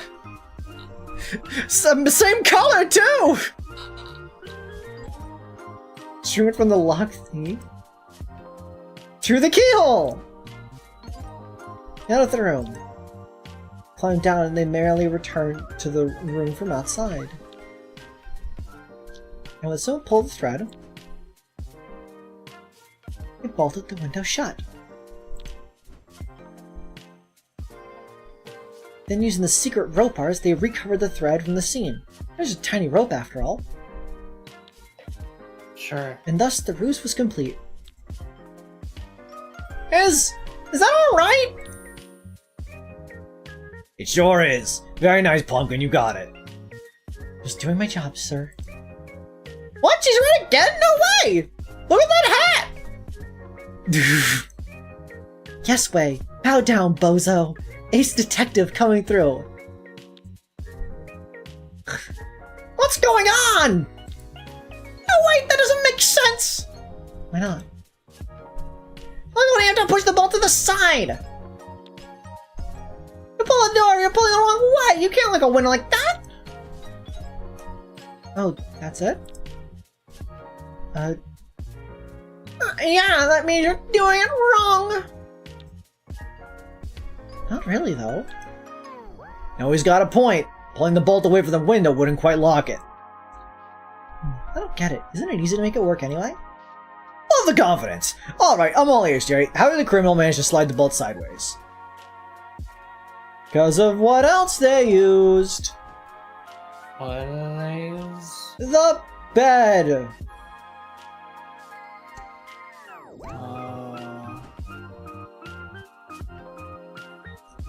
Package wrapped the string around something in the room.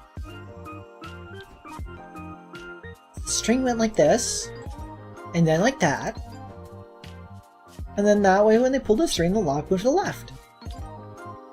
Ow! Shit! And that, my dear bosun, it's how it's done. It shouldn't be is how it's done. You got it, baby. You're on fire today. Huh, yeah, I did it. Case solved. Fantastic work, kiddos. Let's review. Now, to commit the crime, what did the criminal do? Title a string to the window. Exactly. And they passed it through a keyhole so that the end of the string will be pulled from outside.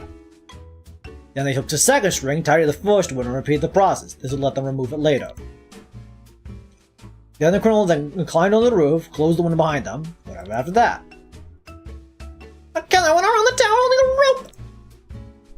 Then they tied it, used it to climb down. There you go. Don't forget, the killer used 2 ropes here as well. And after the killer snuck into the guest room, they pulled his second rope to retrieve everything. When he escaped, they quietly went back upstairs to the princess room and pulled the strings through the keyhole, bolting the window shut. And they pulled the second string to retrieve everything from the scene using the same trick as before. Without any clues left behind, the locked room mystery was completed. Whoop-de-fucking-do. S. I'm the best.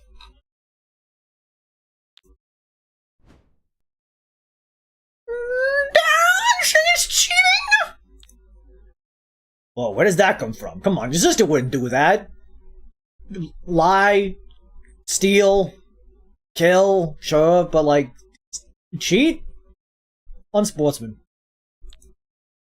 Yeah, that'd be lame.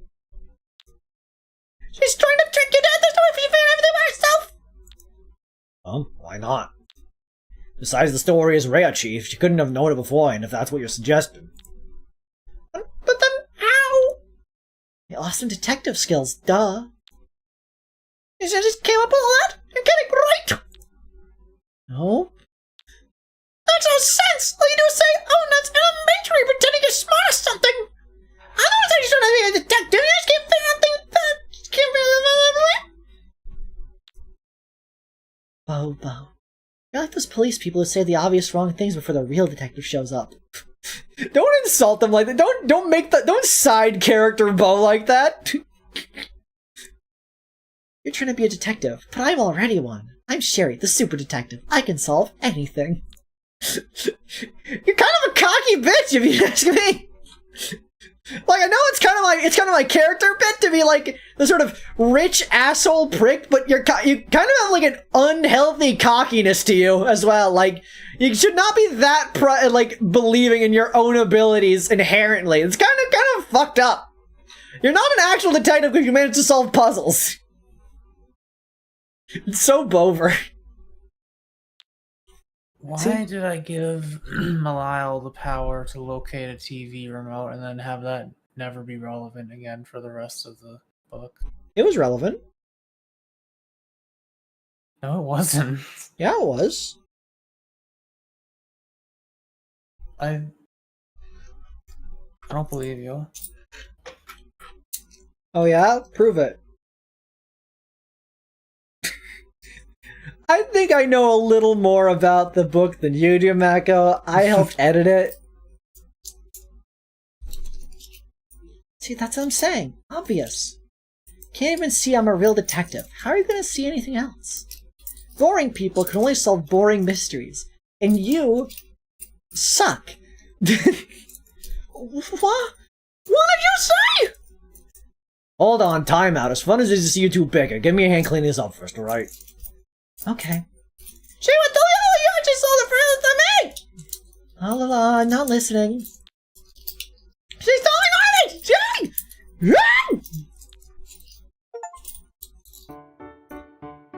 See, the trick is that Sherry works the same way that Sherlock Holmes does, which is, before any of these cases, she does a lot of cocaine.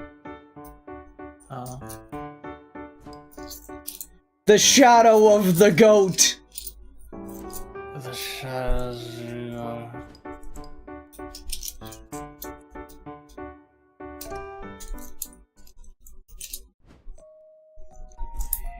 This story took place during a masquerade ball. The host was a man donning a leopard mask. Leopard opened the doors of his castle and welcomed a myriad of guests that filled the main halls. While the evening started on a pleasant note, trouble started brewing. A brawl is surely brewing around a man wearing a goat mask. The man in question was a noble that nobody was fond of. He was having heated discussion with the other guests. Drunk, he blurted out that he studied the occult and was capable of disappearing from any locked rooms. People laughed at him, but Goat doubled down, daring anyone to put some money on the line. 6 people accepted his wager. Lion, owl, deer, peacock, rabbit, and fox. Led by Goat, they moved to the secluded part of the castle. After ascending a flight of stairs, they arrived at a dark dungeon hall. Deeper in the dungeon, behind a wooden door, was a cell corridor thinly illuminated by the moonlight. Goat lit up a pair of candles and offered them to the group. After a thorough inspection, the group found no means of escape. Goat himself was also searched, revealing only an ancient book in his possession. Why is the goat green?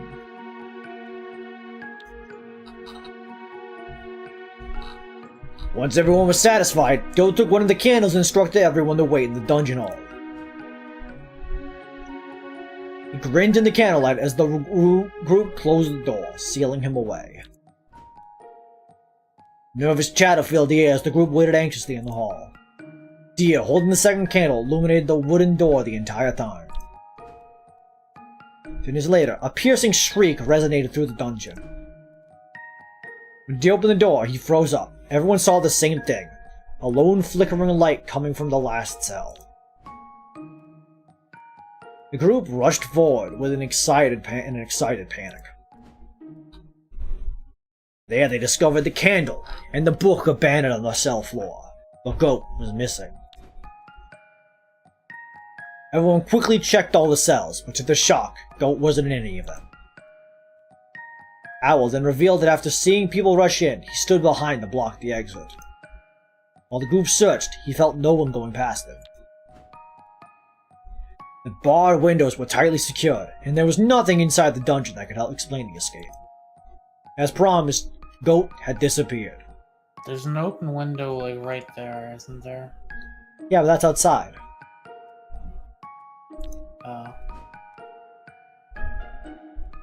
Okay, so he disappeared.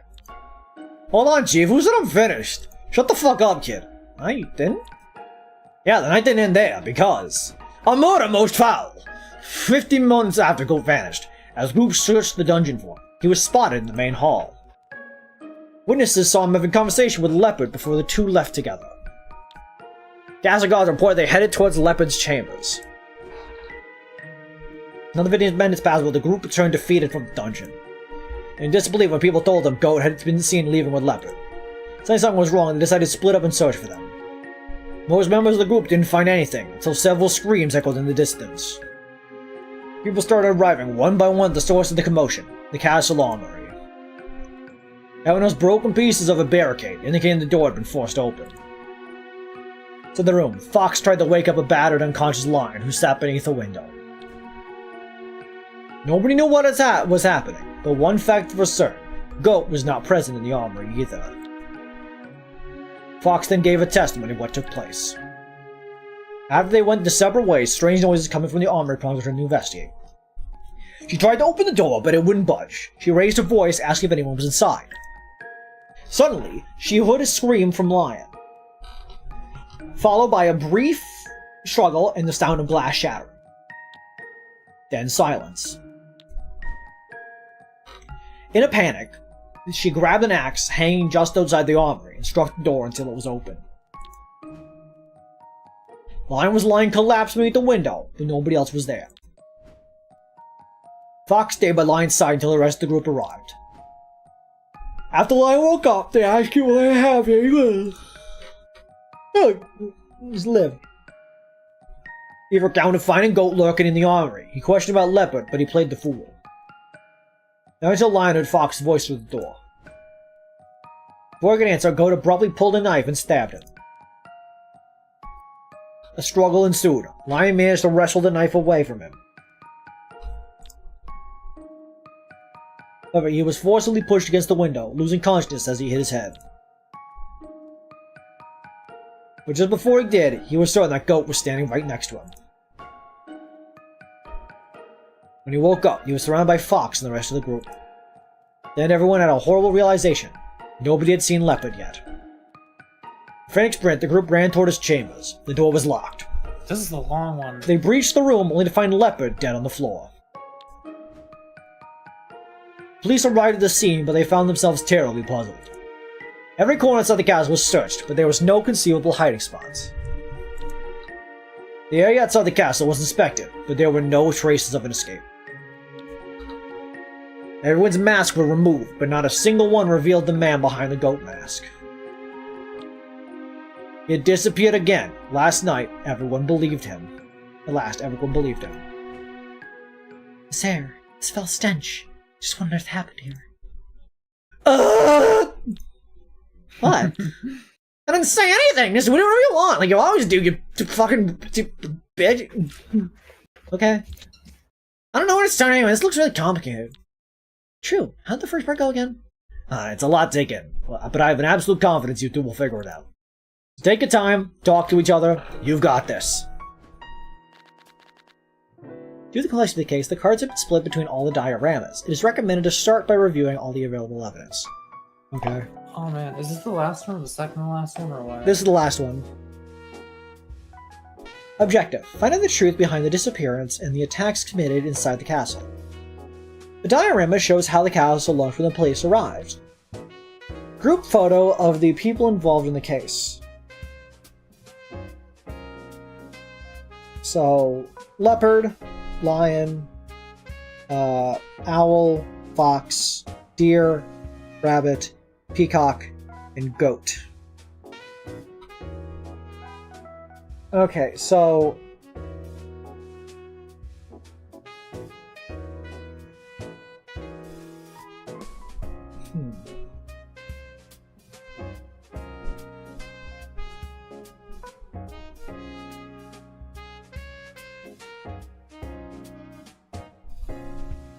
Noted.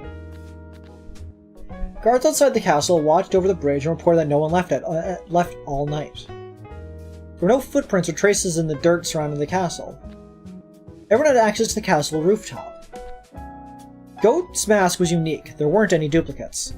Goat is a master at faking other people's voices. Goat had one accomplice that night. I mean, you don't need to spoil that one. I could have figured that part out.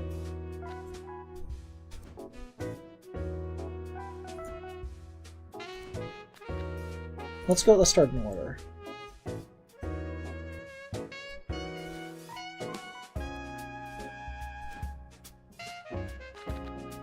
Oh my.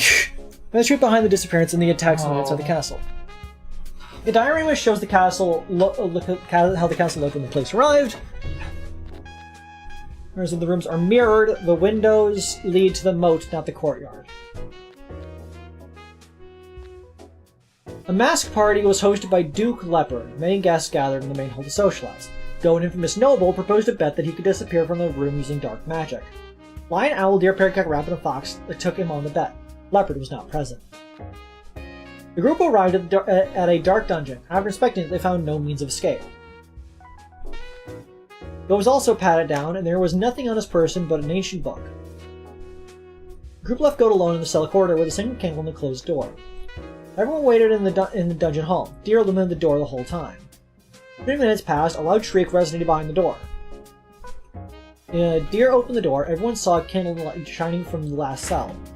They rushed to the last cell, where only the candle and the book remained. The group inspected all the cells, but Goat was gone. Nothing strange was found either. Al revealed that after seeing people rush in, he moved to block the entry to the cell corridor. Al didn't feel anyone forcing their way out while the group inspected the dungeon. Owl isn't the accomplice, he is telling the truth. Thank you! That'd be important information. Because, like, we know that there is an accomplice. I think I know who it is already. No spoilers. But, let's see. Gotta get through this first. Rope. Shackles. Wheat. Stone window. Stairs.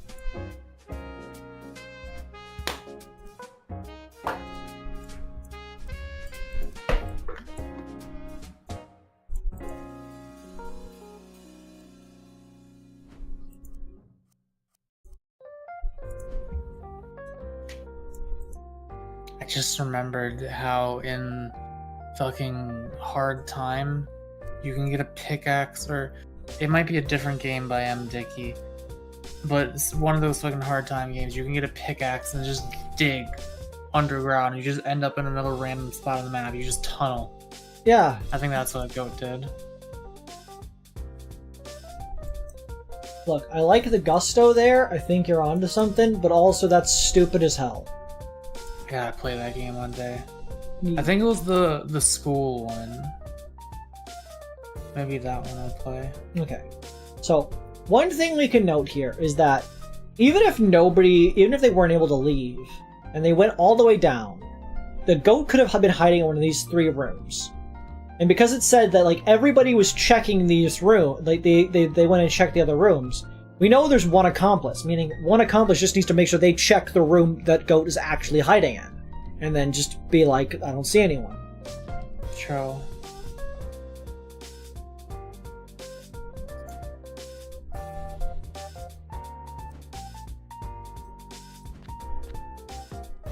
And then they just get, once everybody leaves, then they just leave afterwards. Okay. Find the truth behind the disappearance and the attacks committed inside the castle. Mirror shows the castle looking the police arrived. It was a mirrored, the moat, not the courtyard. Measurements after the goat vanished, the group went to the dungeon, returned to the main hall. Worried when they heard goat was seen with leopard, the group split up to search for them. Most members of the group found nothing until they heard shots in the armory. The armory fox was trying to wake up unconscious lion. Goat wasn't in the room.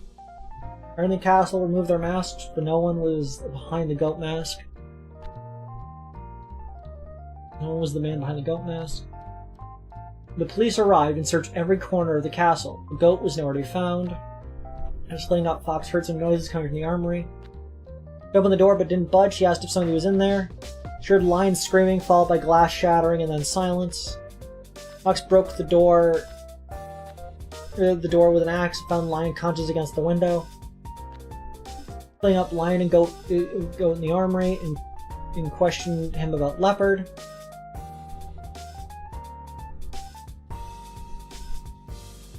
According to Lion, they said. They both heard Fox's voice from outside. Suddenly, Goat stabbed Lion with a knife. They managed to wrest the knife away from Goat, but he was shoved and lost consciousness. The lids of Lion's mask and clothes were found on the table, even though he was fully clothed. Lion survived with a deep stab in his shoulder and a concussion on the back of his head.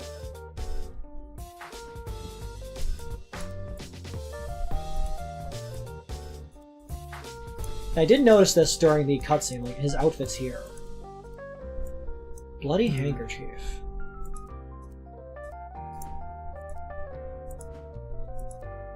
Bloody knife.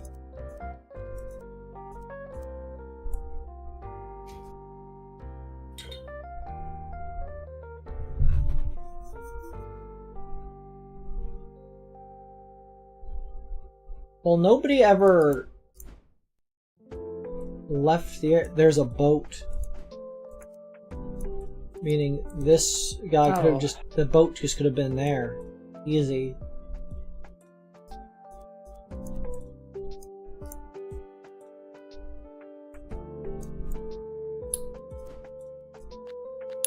The direction of the castle was left, it's pretty mirrored. 50 minutes after Goat vanished in the dungeon, he was seen in the main hall with Leopard. After Leopard and Goat were seen heading into the Leopard's chambers. After Lion was found in the armory, the group tried entering Leopard's room, but it was locked. They forced the door open and found Leopard dead. Leopard had stabbed him in the back of his neck. He died quickly and quietly. Leopard always carried a key that could open any castle door, but it wasn't on his corpse. Bloody handkerchief again. Leopard's body. Documents, quill, handle. Chainmail, shield, wardrobe, pillow. Okay, my guess is the accomplice. The accomplice both was the one who hid them inside one of the cells, like where they basically didn't mention they were there. And Leopard was already dead. Leopard was already killed beforehand. Because it just says there are only one goat mask. It doesn't say there aren't more of the other masks. Couldn't somebody have just taken Leopard's mask off their body and just pretended to be them? Because given it's a masquerade, as long as nobody hears them speak, they would not be able to tell. This one's complicated. No, I've nailed it.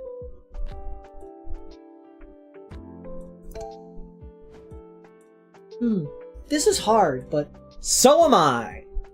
Oh, really? Shouldn't you have all the answers by now, Smarty McSmartface? Fuck you! Stop saying that. So especially Smarty McSmartface, fuck you. You've said it like 8 times since yesterday. You woke me up today saying that. Whoa, there's a scary face you're making there, baby.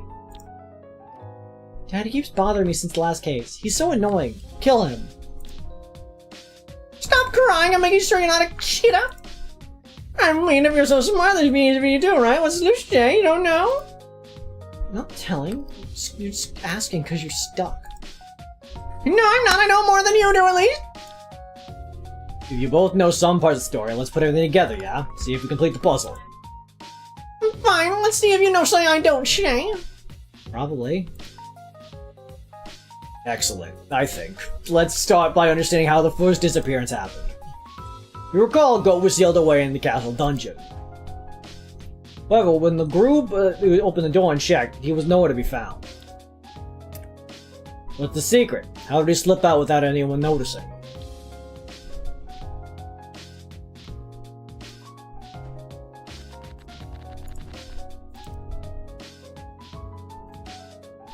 They could have hidden this little nook there, hypothetically.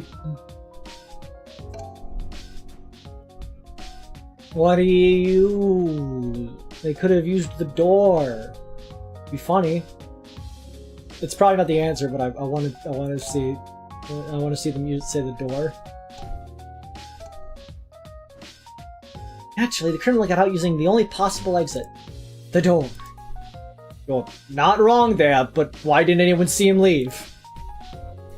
When everyone ran inside, I was still behind and blocked the exit. And there just wasn't any gap to slip out. And we know he wasn't lying either. I'm afraid your answer is not enough, Jerry. Okay. And I go back to my original theory that, when he escaped was after they checked the rooms.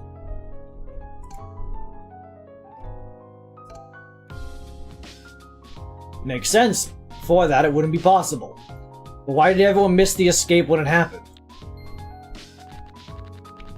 Again, another technically correct answer.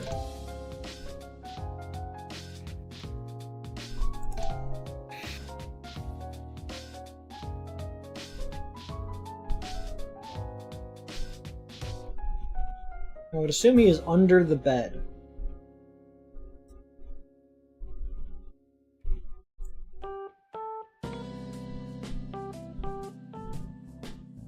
There was an option that said near door. Near door.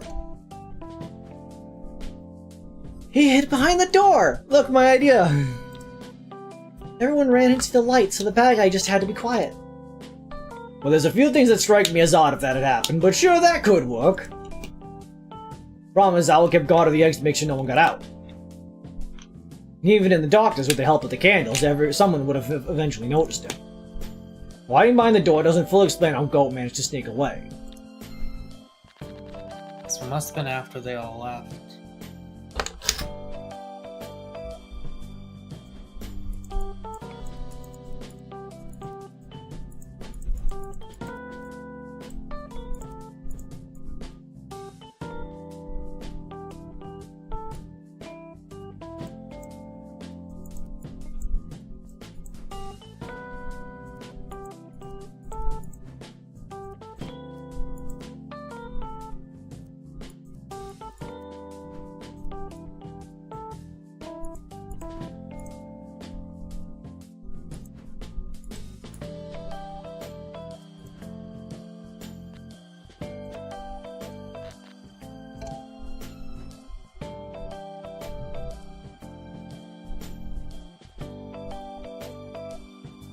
Where he was.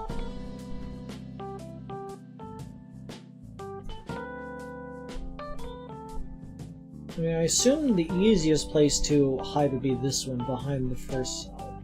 Inside the first cell.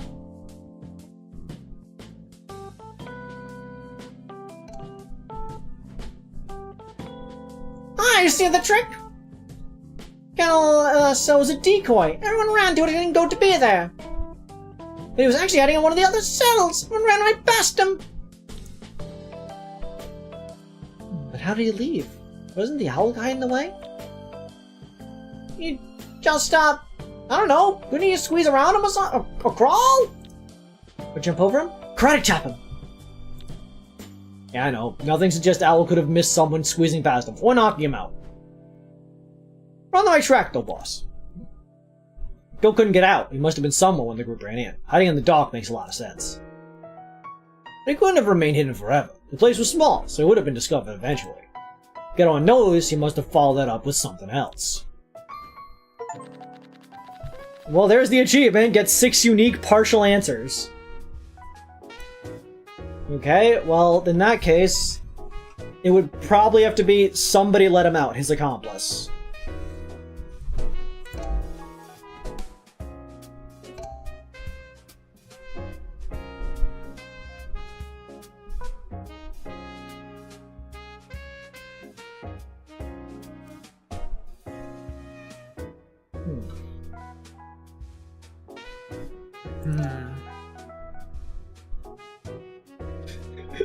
I'd love to see it. I want to kind of, I'm curious when it says, what did they escape before they were even imprisoned?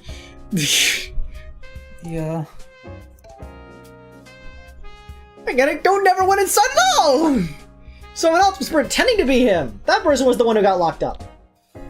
Nice idea. But people interacted with Goat while they were in the dungeon. It was definitely him. Oh, but even then, couldn't Goat have gotten rid of his mask while he was in the dungeon? Like it was dark, right? As long as everyone was going to lock him up, he swapped masks with someone in secret. Doesn't sound so crazy, but it's not just about the mask. Goat wore a green vest as well. He wouldn't have been able to switch that off with someone so quickly. Yeah, okay, I really thought that was it. There's a lot of writing in this game for all the possible options you can go. Yeah, it's kind of impressive. Like, it's not just, it doesn't just go wrong answer, it gives you an explanation for why the thing's not the right answer, which I really much appreciate. It's not like in Phoenix Wright and Danganronpa where you give the wrong answers like, yeah, that here's the reasons why that does not work here. Or like, it just calls you an idiot and then you take damage. This is like, no, this is why this would not work, and also take -5 points.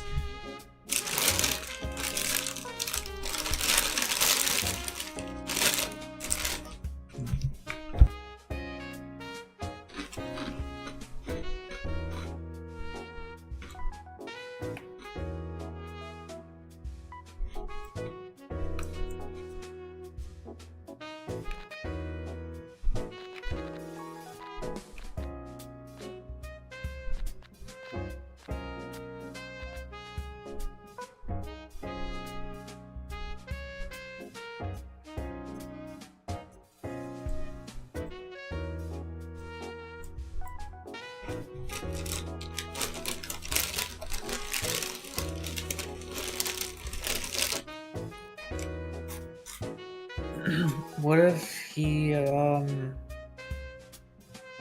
used the transmutation wizard feature to turn the rock into wood? So he slid the wood out and then replaced it and let it turn back to a rock.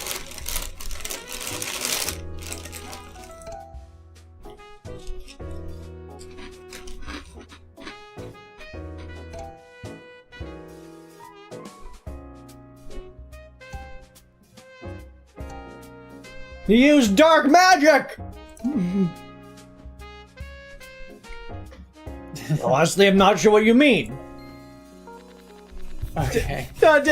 Look, game, you know as well as I do, that was implying that they used dark magic to escape.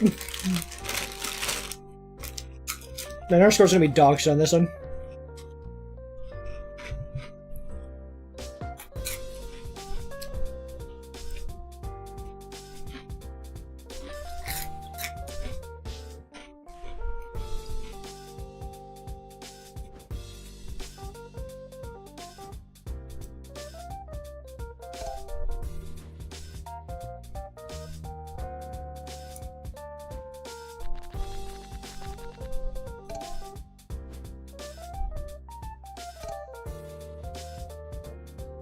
Owl wouldn't do it.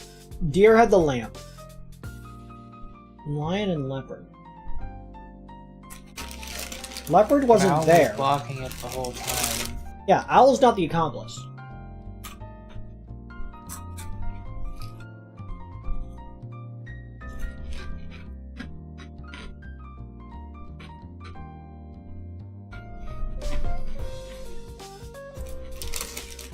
Unless he put on a disguise and then Owl thought that he was the other person and let him out.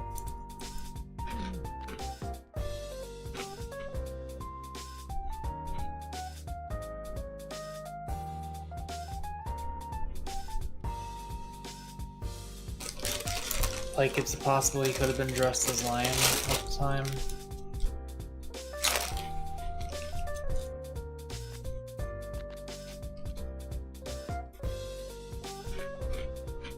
Possibly.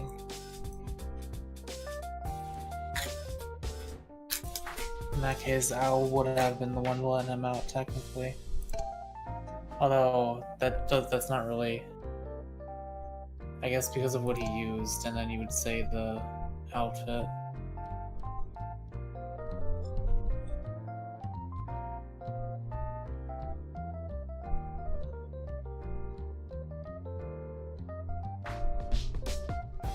But, like, I don't know, like, he has nowhere to hide the outfit, is the thing.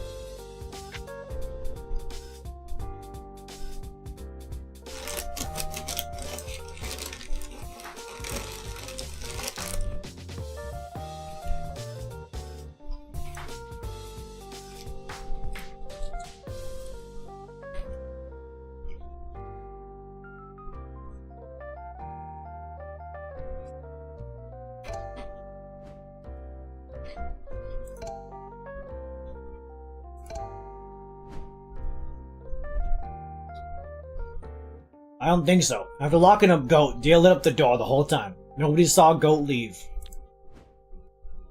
Now the group went inside, Owl blocked the exit deflated when forcing his way out. The opportunity to let Goat out let the rest of the group notice him.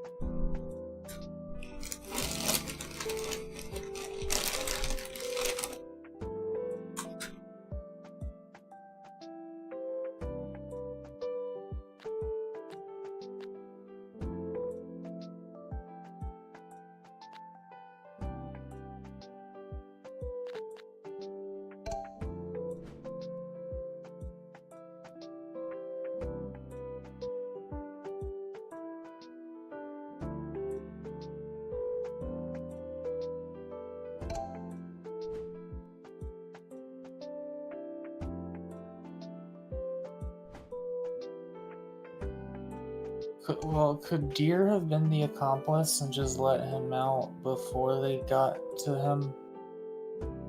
Before they got to the dungeon? What? Deer was the one watching the door before they went back to the dungeon, right? Yeah. Couldn't Deer have let him out then? No, because they were all by the door. Deer's just the one illuminating it. Oh, okay. I thought everyone except Deer left.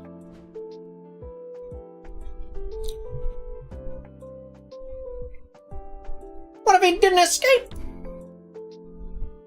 Yeah, I was thinking that too. There was a lion mask in the armory. I didn't say it just because of that. It was eliminated voices, right? And he was similar to the lion, too. If Gunnar had his mask, and he'd be able to trick the others into thinking he was a lion. Nice, I like what I'm hearing. There we go. You would have escaped in such a short period of time, so you're on the right track here. Answer me this. Goat disguised as a lion when the group was looking for him. I noticed there were 2 lions. In fact, why didn't Lion notice there was another lion looking around? Surely he would have noticed. Oh, that? Oh, the reason is quite simple.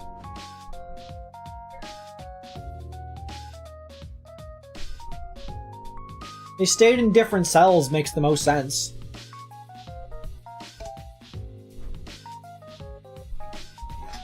Well, if Goat stayed in one cell the whole time, as long as the lion never got in, it'd work, right? Even if they were in the different cells, someone going from one cell to the next would realize something's wrong. You mean Grump was careful and you stayed in the dark the whole time? Not possible, but it's an aerospace chief. You're pretty lucky to not get found out. Wheelchair goat users had more chances of succeeding than that. Hey, why did no one notice there were 2 lines in this whole corridor?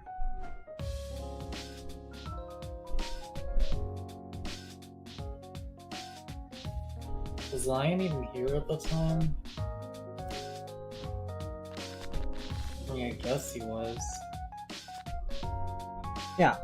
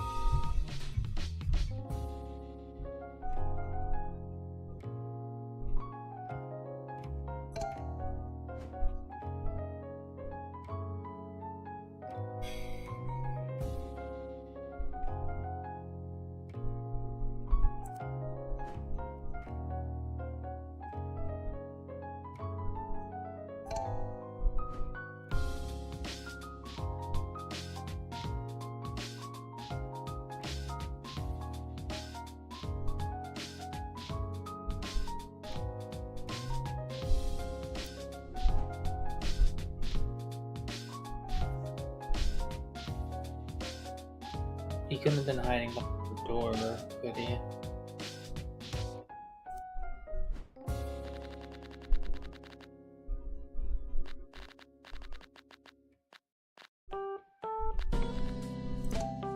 They could be hiding behind the door.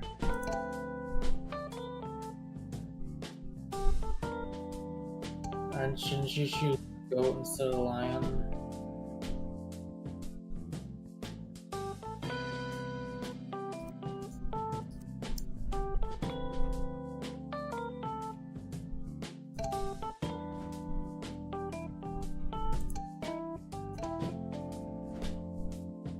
Keep behind the door forevermore. No, they checked there as well. They weren't that sloppy. Way to go, Mago, making me lose points.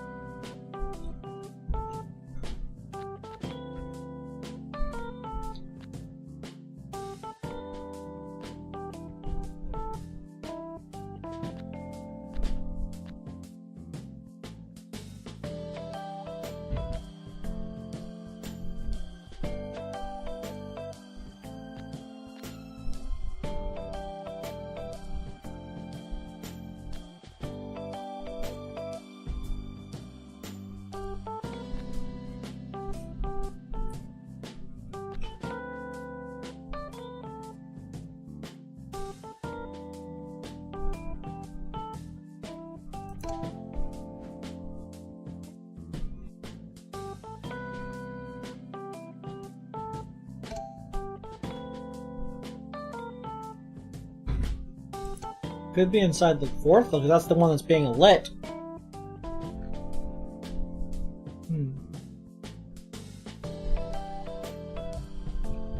Like, if they just stayed in the one where they already, like, saw that he wasn't inside of, then they wouldn't need to look, they wouldn't notice that he was not there, because he was just in the last room.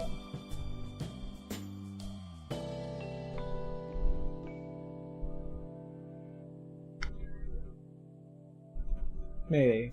Send it. Maybe he was around here! But that's what we're saying. Someone would notice two people that look the same. That's not it, Chief. I'm deducting all my points, Mako! Welcome.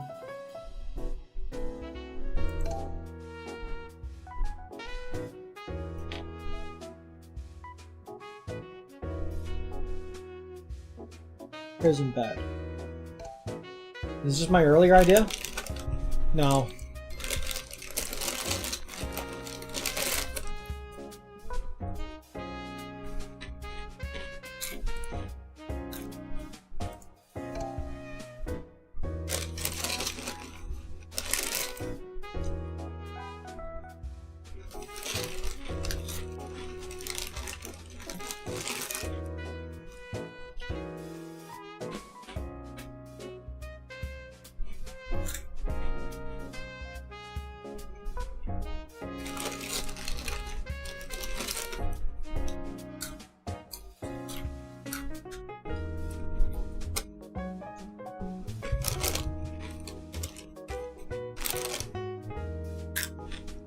Why did no one notice Snoop Lion?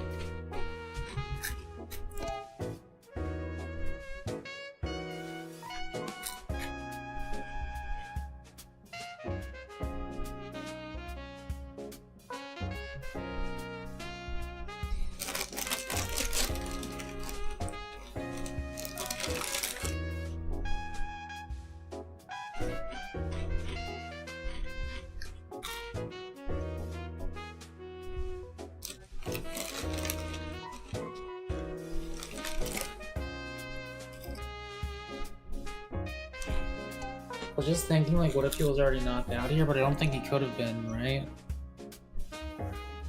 Michelle's in the room. The real lion never went through this door at all. Why not? Because he was an agent of evil with a heart as dark as the night. What does that mean? It means they're working together. I see. I get it. They switched. But this trick was a two-man act. The mastermind goat, the lackey lion. The goat was trapped. He disguised himself as his partner. Fig screamed and hid like a weasel in the darkness of one of the cells. Through brain inside, they flew right by him, blinded by the light of the candle. As the certain someone had stayed behind. Right! Lion! The group ended without him! I realized because... Nobody realized because it was dark! While they were searching the last shell, Gloat blended in and took his place.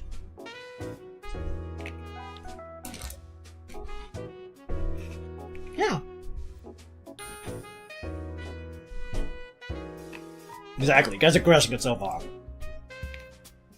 As yet, there's only so much you can do alone. Thankfully, your goat, you had a partner in crime. That it? Have we explained everything that took place in the dungeon? I think so. Well, there's something, but maybe it's obvious. If it isn't obvious to you, boss, it isn't obvious. Fire away.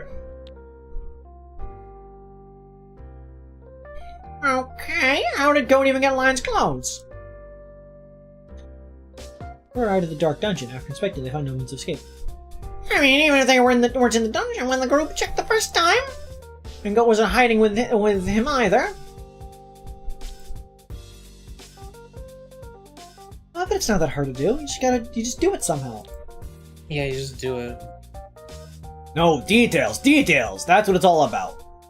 Yeah, see, like Bo has a point. Like he's pretty good at like the deduction part of things, but he's bad at the inspiration part of things. Like that's the difference between the characters so far.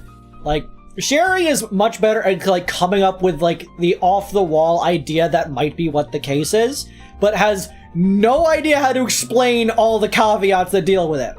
Bo is has a harder time actually coming up with like the inspired idea, but is better at pointing out like the actual like flaws and errors that can come along with it. How to go get Lion's mask and clothes to make the switch? Figure that out and you'll start unraveling this whole thing.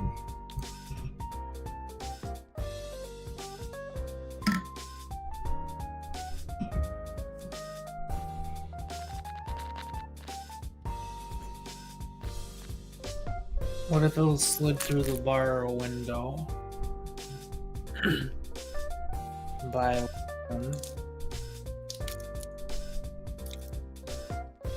Entirely valid.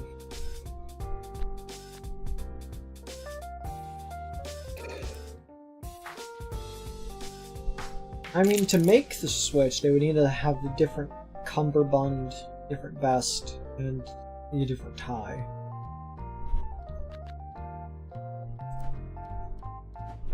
The window is tempting to being able to float it down the river.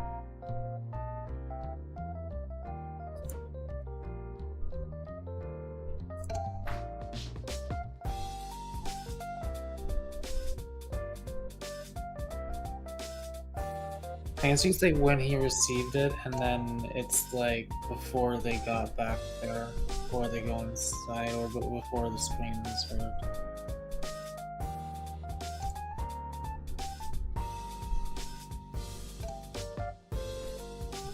It's only the right timing, but ow.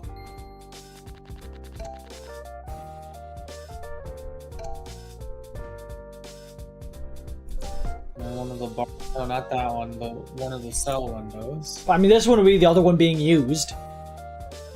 What? You'd have to use this one too for the other guy to, like, get it. No, he just slips the clothes through the windows, the bars in the windows inside the cell corridor. How does Goat get the outfit, Mako? Lion slips the clothes through the window in the cell. Those lead to a moat. Yeah, couldn't he have been in the moat? Or like, you know, the grass outside the moat?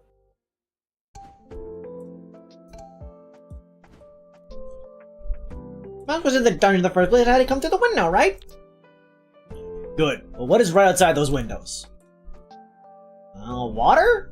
That thing poor people drink? There was a boat. Correct. The windows lead to the moat, so it's not so obvious how Goat would have gotten to the skies. You're on a sign, but your answer's gonna have to be more specific. The boat. They used the boat. The boat. The boat. The boat. The boat. The boat. The boat. The boat.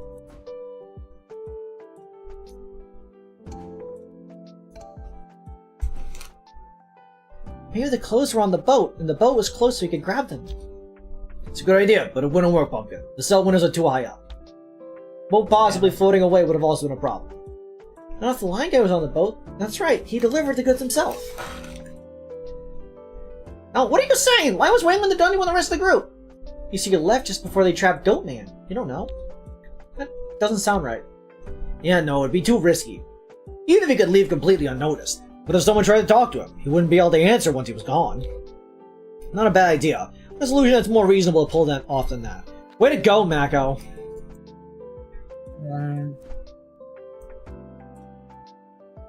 I think this window has something to do with it. He's gotta toss it. He's gotta throw it. And make a catch. Fastball pitch.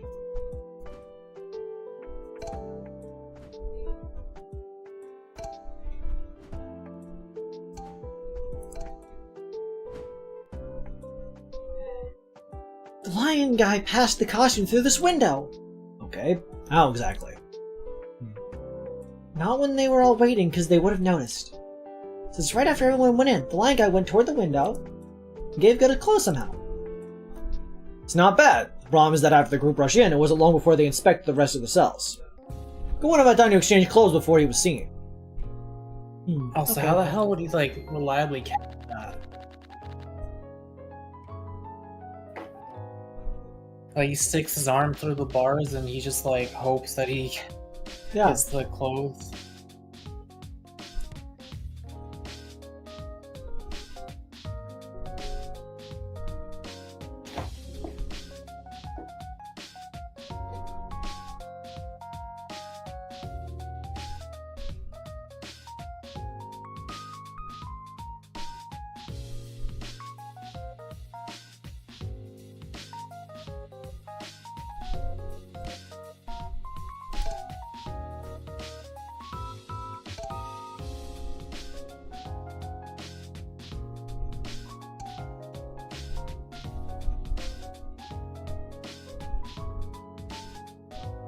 It's not that, is it?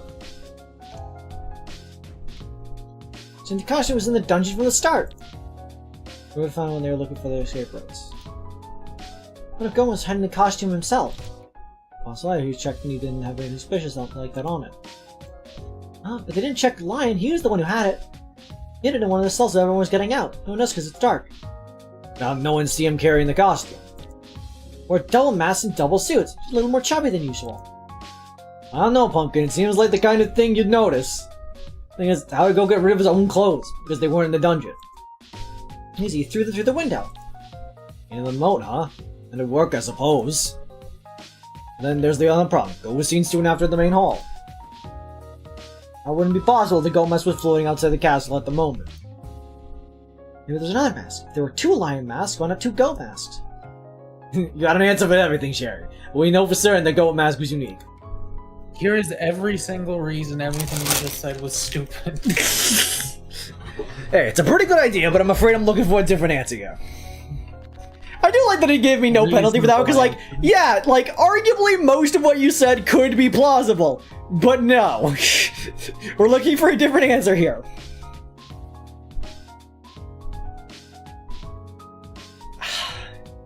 Because, like, my first guess is that they were already swapped. Like, they were already wearing the inverse outfits, but that doesn't make any sense. They need to somehow change clothes without noticing.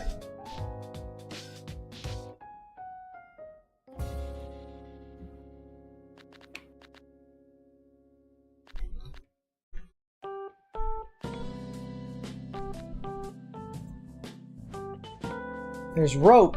It could be rope! We're gonna go with rope. I believe rope's the answer. We're setting it on rope. Rope is always the answer. I see. This is the trick of the tower, Shay! It is? You mean the one with the ropes? Oh, rope. That's a good one. Yeah, they were not gonna find anything inside the dungeon.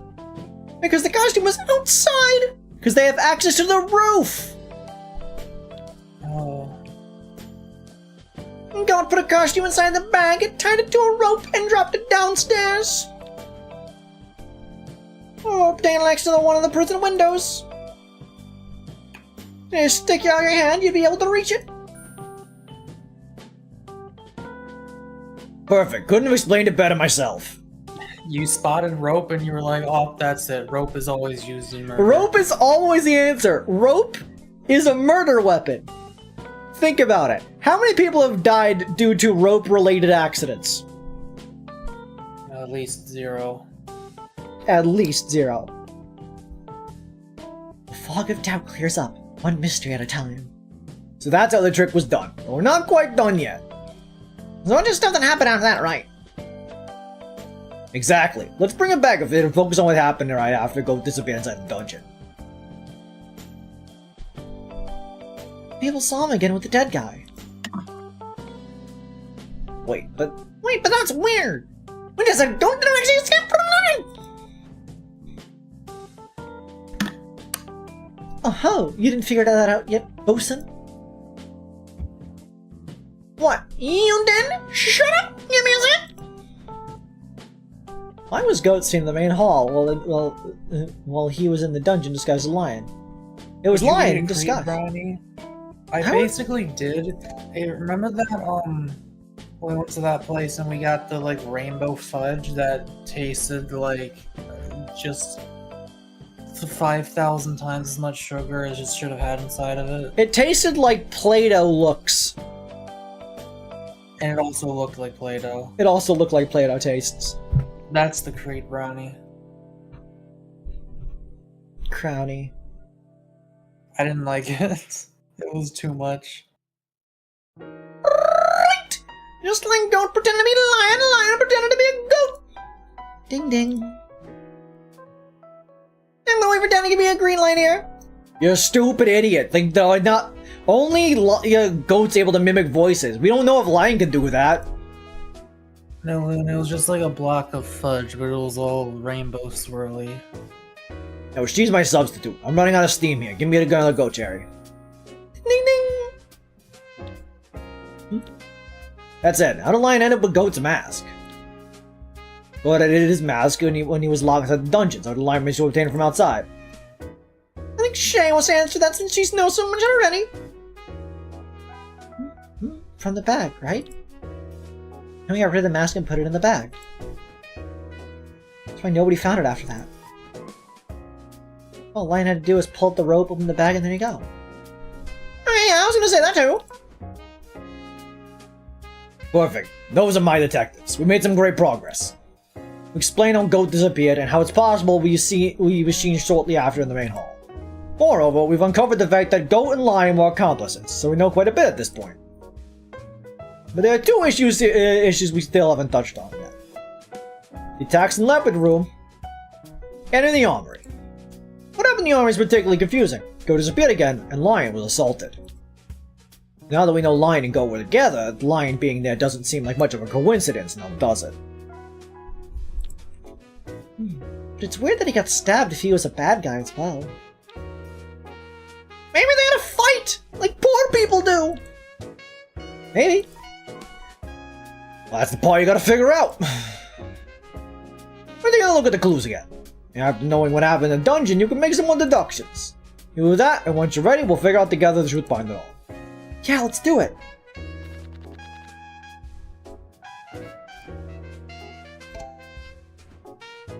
I spy like tricks and buffoonery. I shall leave no clue unturned. Yes, quite brutal. What's this? Oh, the villains were cunning indeed. I see. Kid, shut up. What do you think of something? Boaster, my boy, I'm afraid there's too much I see right now. I've opened my third eye. Not like third eye like your monocle. I'd call you four eyes, but that joke doesn't really land. I wish I had a block of fudge just bite on like a brick. Man, if only estrogen came in brick form. There was a lot that went down, wasn't there? So where should we begin? How Goat escape from the armory? Elementarily. We'd start there, yes, but let me give you a hand here. There's something that you might have missed. Something that's easy not to think about, but it will give you a better view of what happened. What I want you to think about is this. Who planned Leopard's murder? Who planned it? Wasn't it Lion and Goat? They were working together, right? I didn't say that, but Lion testified Goat stabbed him and ran away. Yeah, but... Was it a trick, or was it an actual betrayal? Did everything go as planned, or not exactly? You understand that as asking yourselves why Leopard's murder happened the way it did. So, what do you think? Let's simmer for a bit. Who planned Leopard's murder?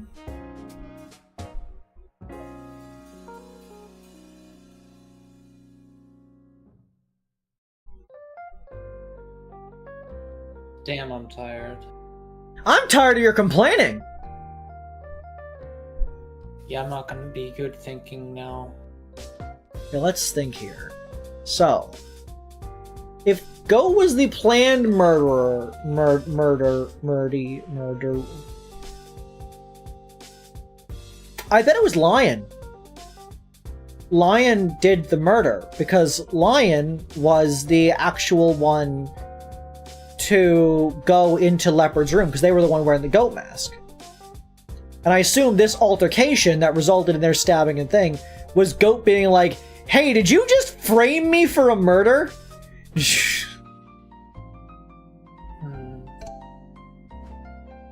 Not sure, that's kind of confusing. Is that so? I'm afraid I can't relate. I see the truth clear as day with my eyes. Well, of course. Spit it out then! What is it? You need to put on your detective hat, Bosun. What would be this? Who would people blame for Leopard's death? Goat, I guess. People saw a leopard before he died. Quite, but in truth, who killed him? I don't know. Do you?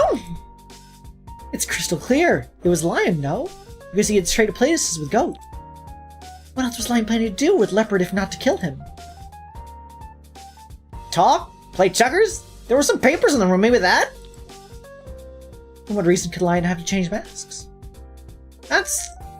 That is weird. It's simple, really. He put a goat mask to pin the murder on him. What? But they were right together, Shay! I mean, unless only Goat knew the dungeon trick and nothing else. 'Tis the natural conclusion. Lion was plotting a ruse of his own against his partner. Well, Goat gave away an alibi by pretending to be him in the dungeon. Lion took Goat identity to commit murder. He was no lackey. He was the true mastermind all along. Case solved. Not even close, but yeah, it makes sense. Maybe Lion being attacked wasn't a trick after all. Yeah, and I know how he got away, too. Huh? Really? The this. The lion guy was knocked out slightly below the window. Which means it's possible that Goatman escaped through the window after hitting the lion guy. But he fell into the water then! So? Was that really it? Listen, what if he was hiding behind the door when Fox came in? Fox chained on the lion, Goat just left. That works. Okay, let me interrupt 1 second. You're doing great though. I like where this is going. Leaving through the window or through the door, both are perfectly possible at first glance. But after leaving the armory, what then? What did Goat do? Police arrived and searched every corner of the castle, but Goat was nowhere to be found. He ran away, because he wasn't in the castle. How? The guards didn't see anyone leaving through the front gate. Guards inside the castle watched over the bridge and reported that no one left all night. And there weren't any footprints outside of the castle. And there weren't any footprints outside of the castle. You see, I'm not leaving the armory. It's not leaving the armory that's the problem. The real head scratcher now is how Gout managed to escape the castle. That's a big question, the most important one yet. So let's hear the answer. How did Goat vanish a second time?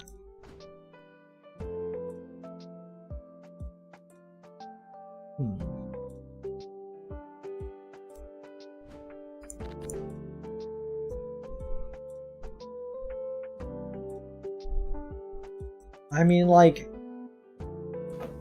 Be right back. Like, the boat is a means to do that, but, like, how?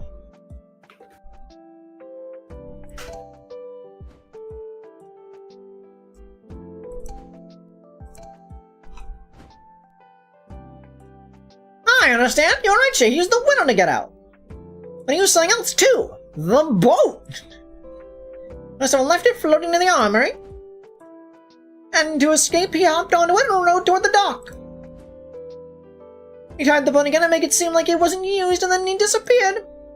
Alright, I like the idea, but how exactly would he disappear? Can you be a bit more specific? Sorry, Dad. What do you mean? And the police didn't find him in the castle. The main gate was guarded the whole time.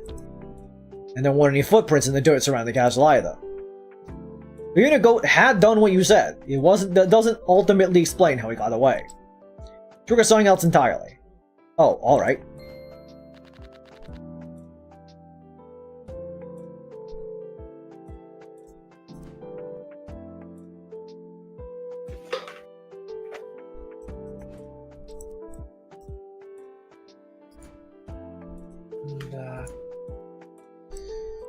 Hi.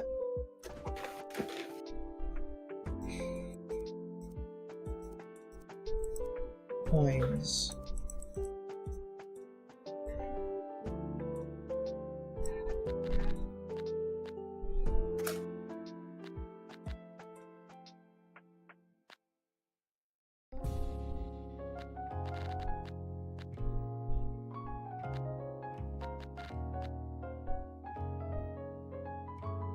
Goat wasn't in the castle.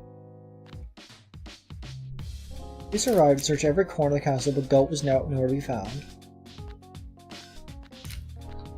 Now, Fox is trying to wake up an unconscious lion. Goat was in the room.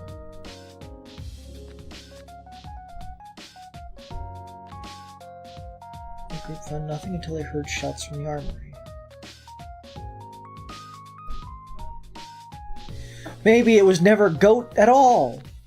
Dun dun dun! How did the Goat leave the castle without being seen and without leaving traces?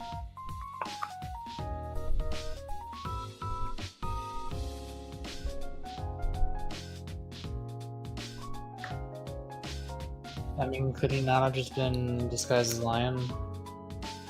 No, because eventually they would have, like, checked that. Yeah, I guess.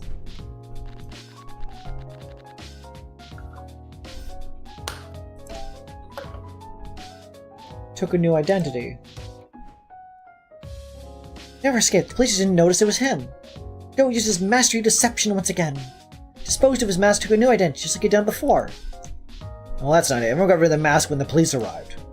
People knew what Goat looked like behind the mask, so they would have recognized him. But he was pretending to be a lion. They would never check him. Why not? He was hurt, and it would be rude to bother him. That is even going. Officers can be rude too.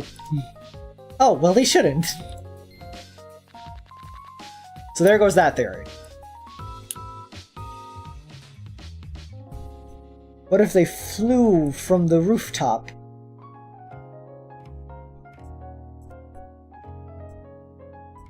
They used this sloped surface. No, I already said the boat.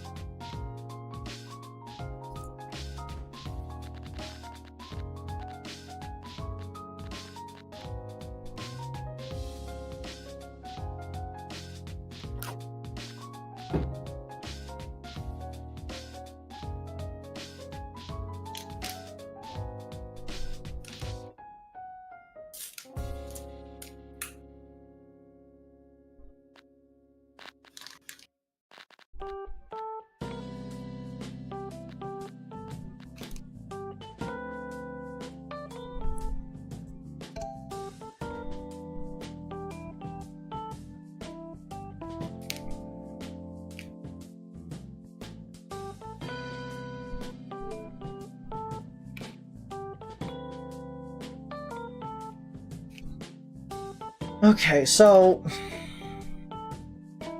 how would he have stayed hidden inside the castle?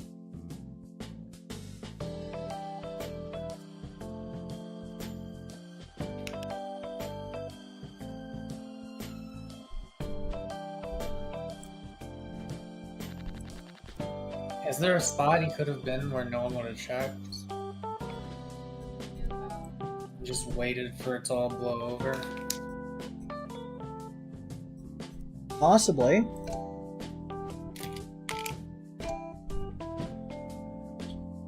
Where was Goat when the police arrived? He could have been in the boat.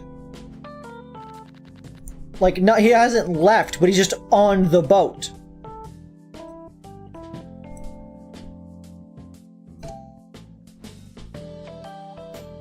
Think about it. I thought you said you already did the boat. I guess I did already use the boat here. It doesn't explain that, yeah.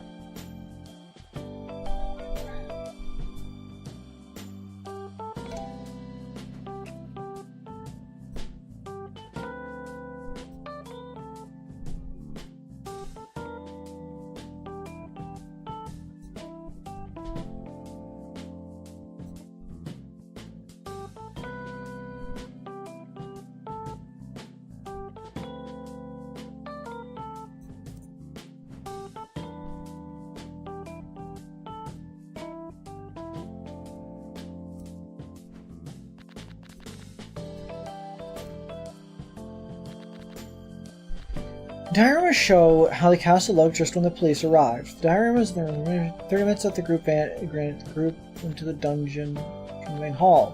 Where that they heard Goat was last seen with Leopard, the group split a search for him.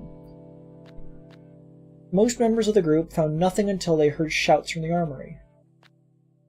Mary Fox was trying to wake up an unconscious lion. Goat wasn't in the room.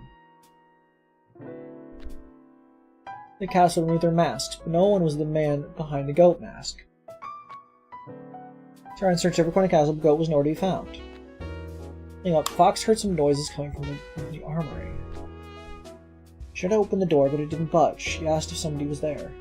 A loud scream followed by glass shattering, and then silence. Fox broke the door with an axe and found Lion unconscious against the window. Lion from going to the armory and questioned him about Leopard. Luther Fox said suddenly, Goat stabbed Lion with a knife.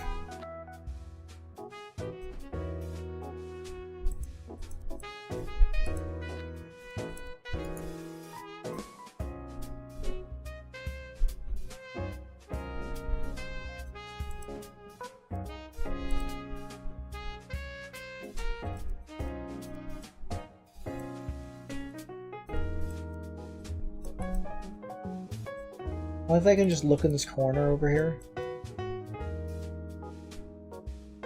This mannequin doesn't have any of its armor.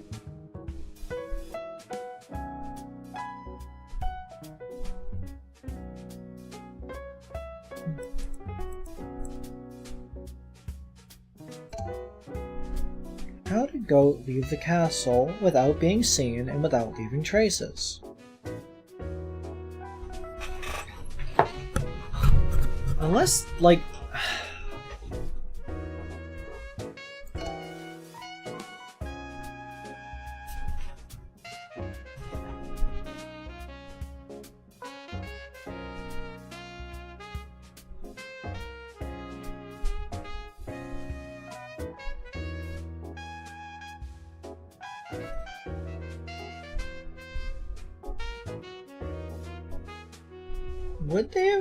Would it have been some elaborate ruse that would explain why they would have stabbed them? Yeah, I don't know. It was Lion! I think Lion helped somehow. Nope, we said he was trying to friend Goatman. And how did he escape, huh? I don't know. You got a point, boss.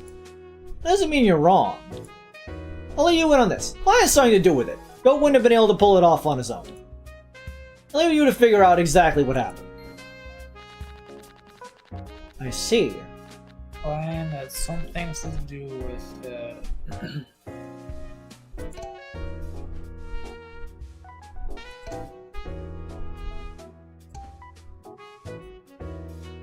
Duplicate clothes? Sure. Damn it. Don't deduct points from me. It makes me feel bad.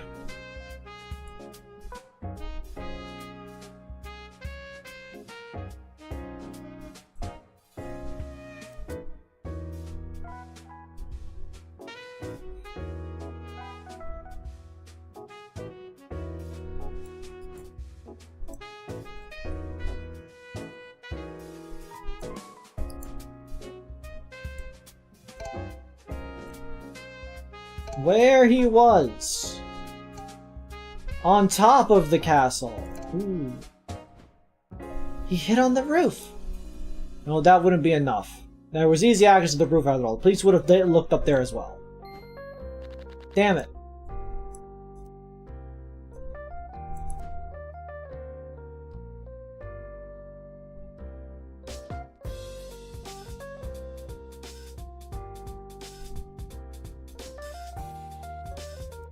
The rope! They used this pickaxe to mine their way out! Oh, there is a pickaxe there. I want to see There's if no that... way he could have gone across the moat, right? No. He used the pickaxe! He dug his way out! Yeah, one of the things says that there are no footprints in the ground around it, meaning he could not have walked through the, out on the grass, at the very least. Well, is there any place he could have hidden that the police wouldn't have found? Yeah, that seems to be the case here. He had to have been hidden in some place that nobody would have checked.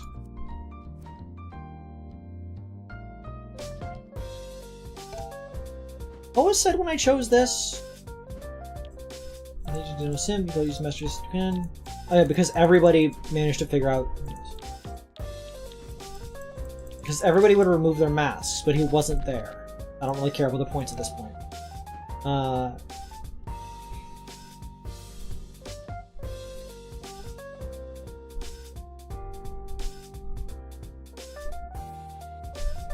But he just walked out the front door.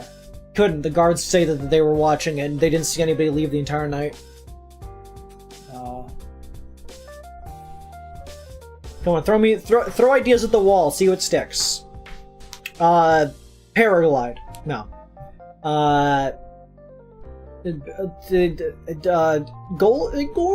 Pterodactyl? No.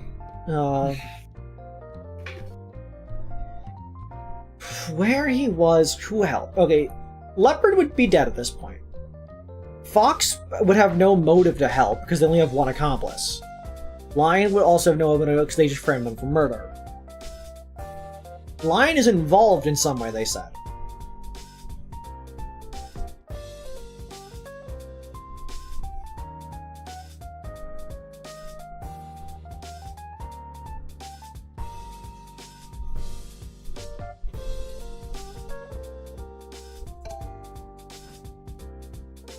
What if he was in the wardrobe? I fucking doubt it.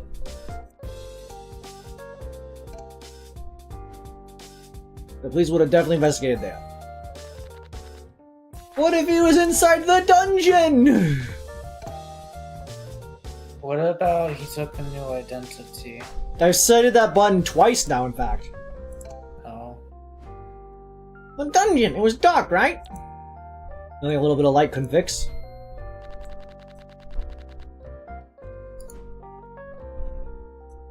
Well, I guess I could just answer where and the moat.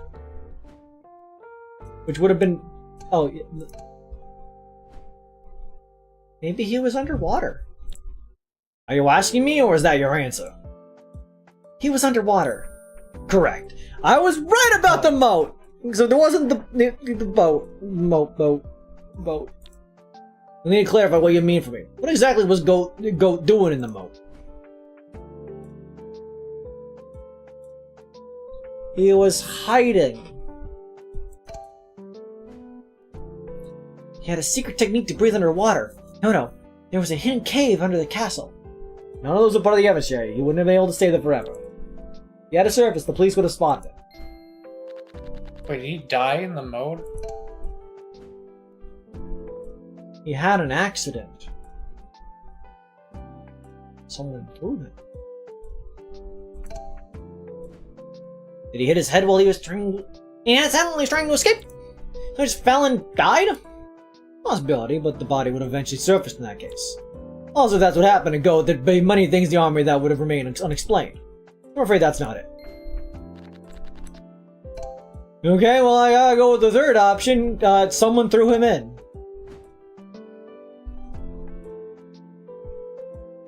Hold on, I'm just realizing, if Goat didn't kill anyone, why would he even escape? Because Lion Man set him up for killing the other guy. Remember, he had to run away. No, that's dumb. He was framed, he should have stayed and cleared his name. True, Bosun, true. That's kind of funny. That means Lion had to kill Goatman. It does?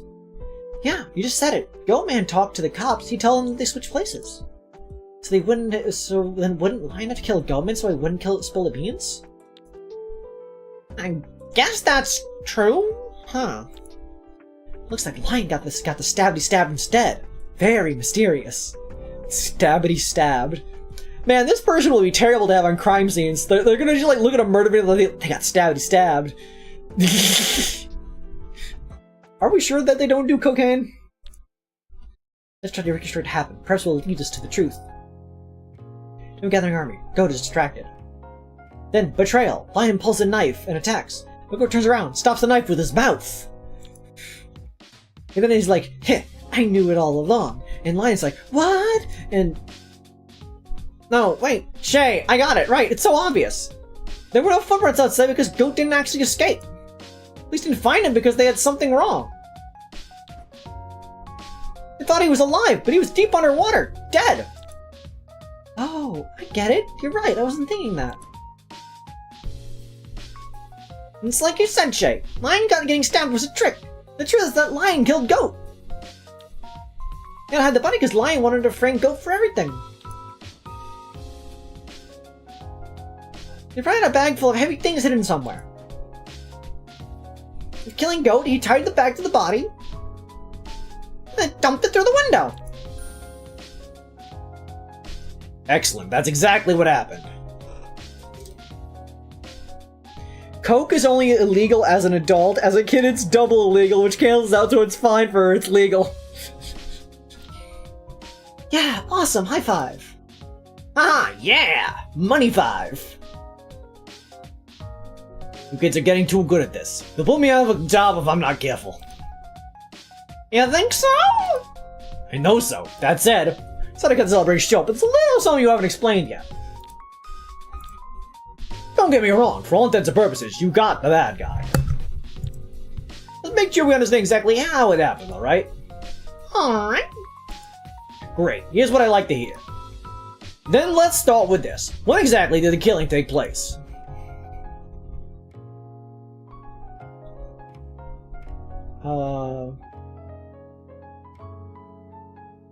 Before Fox knocks?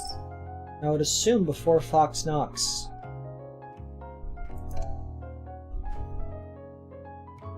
Well, after killing Goat, you need some time to weigh down the body and do everything else. This has been before Fox knocked on the door. Exactly, Chief. But if that's the case, what part of the crime scene doesn't seem to make sense?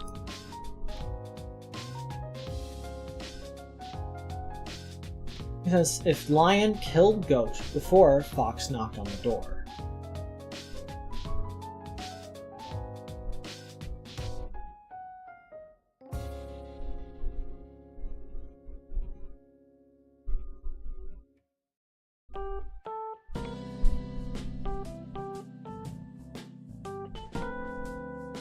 Is it the barricade?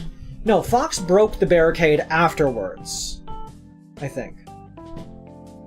Yeah, Fox broke the barricade to get into the room.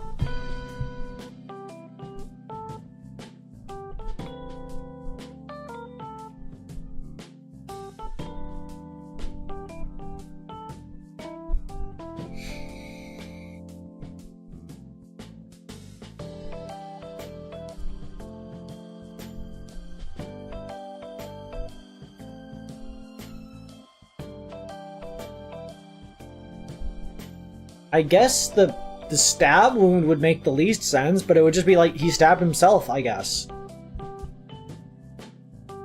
Actually, the duplicate clothes, like, wouldn't you get rid of those as well? Why were Lion's clothes at the table? That doesn't make sense.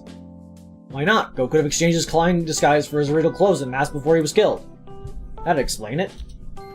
Okay. And it would, like, why would you not get rid of that as well when cleaning things up so that people can't figure out there's a thing going on?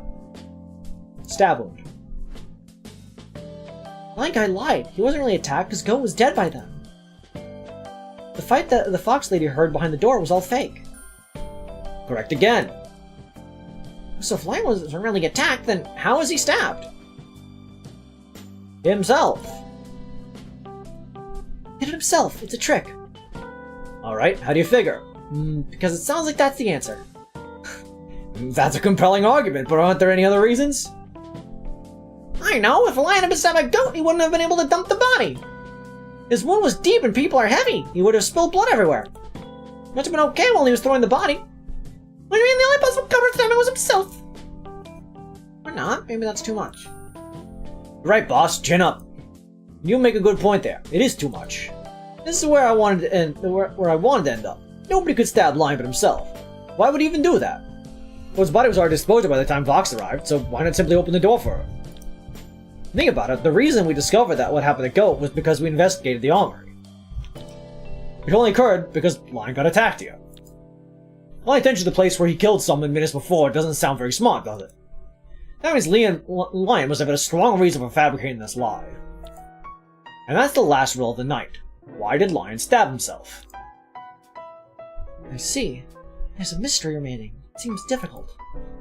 But if we just think about it, the truth that the treacherous mastermind tried to sink into the ocean, with no choice but to float back to the surface. No choice. Oh, I got it! I got it! It's simple, I know what it is. You do? What is it? The floor is yours, Pumpkin. Send us off with the answer.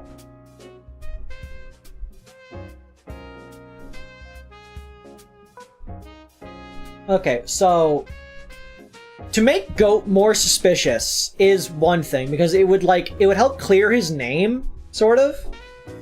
Because if he was also attacked and Goat's missing, and Goat was seen near Leopard and Leopard died, and then he apparently has been attacked, then yeah, that would make an argument. But even if that was the case, it's an unnecessary thing. Why would he call attention to a scene that did not need to have attention called to it in this room?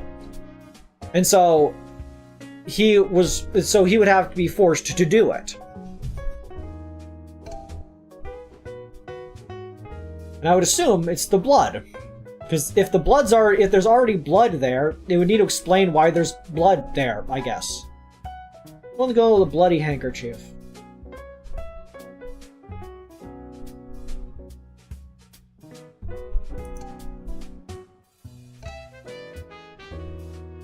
Alright!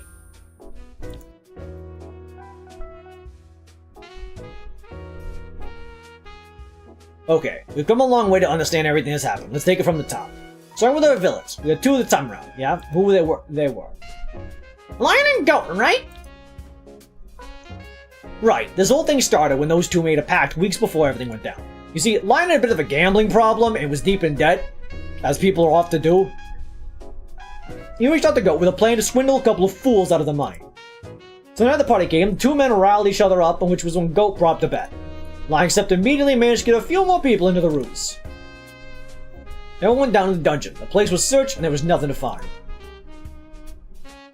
Just like that, Goat was sealed away. What did he do then? He grabbed Lion's clothes and they were tied up in a bed that was just outside the window. Yeah, and then he dressed up as the lion guy. And put on his own clothes in the bag so we could find them after that. Exactly. Then he played a little trick by putting the book and the candle in the last cell. Not really important. After a little while, he screamed at the top of his lungs and hid. Then what? Everyone saw the candlelight in the last cell. Must have thought something bad happened to him because of the scream. They all ran all the way to the end. Everyone except for Lion. Right, Lion was in on it. The whole trick was that the Goat would pretend that he was Lion. It was possible because they all wore masks and go to a town for mimicking voices. So they made the switch, right? When exactly? The group arrived in the last cell 1 person short without realizing it. While they were scared and confused, Goat sneakily appeared behind them, thus the ruse was completed. Yes, so Goat would keep up the charade for a bit longer as the group tried to find him in the dungeon. Once everyone gave up, Goat and Lion would switch places again and collect the money. Well, at least that's what Goat thought would happen. But unbeknownst to him, Lion had plans of his own. He wanted money, but not chump change he'd get with a little bet. He was looking at some much more that night. Didn't bring it up because it doesn't relate to how the crime occurred, but Leopard and Lion were uncle and nephew. Leopard didn't have any children to speak of, and Lion was the closest relative he had. So if Leopard died, Lion would inherit most of his estate. So what Lion was really after when he made that pact was with Goat was an ironclad alibi. After all, once the switch occurred, everyone would believe that Lion was there inspecting the dungeons with them. But the real Lion was free to do as he pleased without accountability. So he went up the roof and pulled the rope bag containing Goat's clothes. Then changed into them. From that point onwards, everyone would see him as Goat. He then went to the party and took Leopard to a place where they could be alone, despite the fact that he does not have the ability to mimic voices as per mentioned. Everyone saw this, which was exactly what Lion wanted. Oh, but Lion didn't know how to make voices, right? Wouldn't people know it was him? Yeah, fair point. Only if they talked to him. But he only talked to Leopard. Yeah, but then Leopard would have known. What if he did? In fact, that would explain why Leopard went along easily since he and Lion were related. The thing is, it doesn't matter if he knew or he didn't because of what happened right after. True, how evil. Lion killed Leopard, stole his key, and locked the door. Locking the door is just so nobody could find the body. After all, Lion still had things to do that night. He wanted to kill the Goat too, right? Because he'd tell people what really happened. Yeah, so he waited for him in the armory. That he did, and that's why Goat happened to be there as well? Was that a coincidence? They were going to exchange clothes there, weren't they? That's right. The dungeon trick was going to conclude with 2 men meeting in the armory and trading costumes, which gave Lion the perfect opportunity to kill Goat before he realized what happened. Now, before committing any crimes, Lion exercised a bit of patience. Made sure to let Goat change out a Lion costume and put his own clothes back on. Because if Goat's body ever floated back up, Lion didn't want any evidence linking it back to him. Oh, that makes sense. So wait until Goat put on his own clothes again, go in turn place the Lion disguise on the table. Wait, but if you didn't want any evidence, maybe the second Lion costume of your exact outfit was probably a bit suspicious in the room with you in it. You're not gonna, explain that? And then he was killed, just like Leopard was. Lion cleaned the knife and placed it on the table. And then he barricaded the door so that he wouldn't be interrupted. Very good idea, it turned out. He dragged the body beside the window and took a bag that was hidden in the corner of the room. That was heavy. What was in there? The missing armor! Yeah, I also noticed the armor was missing. This is all Candigan. He could have used a few cannonballs as well. So I tied the bag to its body and threw it out the window, letting it sink to the bottom of the moat. It feels like there were more questions I was supposed to be asked, like, of like, related to that, because of the fact that that's in the conclusion here. And also the handkerchiefs in general. But that's when something was very unfortunate happened to our favorite criminal. What was that? The fox girl heard it making a ruckus, so she came to check. And why was that a problem? I see it very clearly when I close my eyes. The villain just threw the body out of the window. Someone knocks on the door. A familiar voice is heard. I looks around in a panic. There's blood on the ground. On the table, the murder weapon shines in the moonlight. Time stops. What should he do? Should he wait in silence?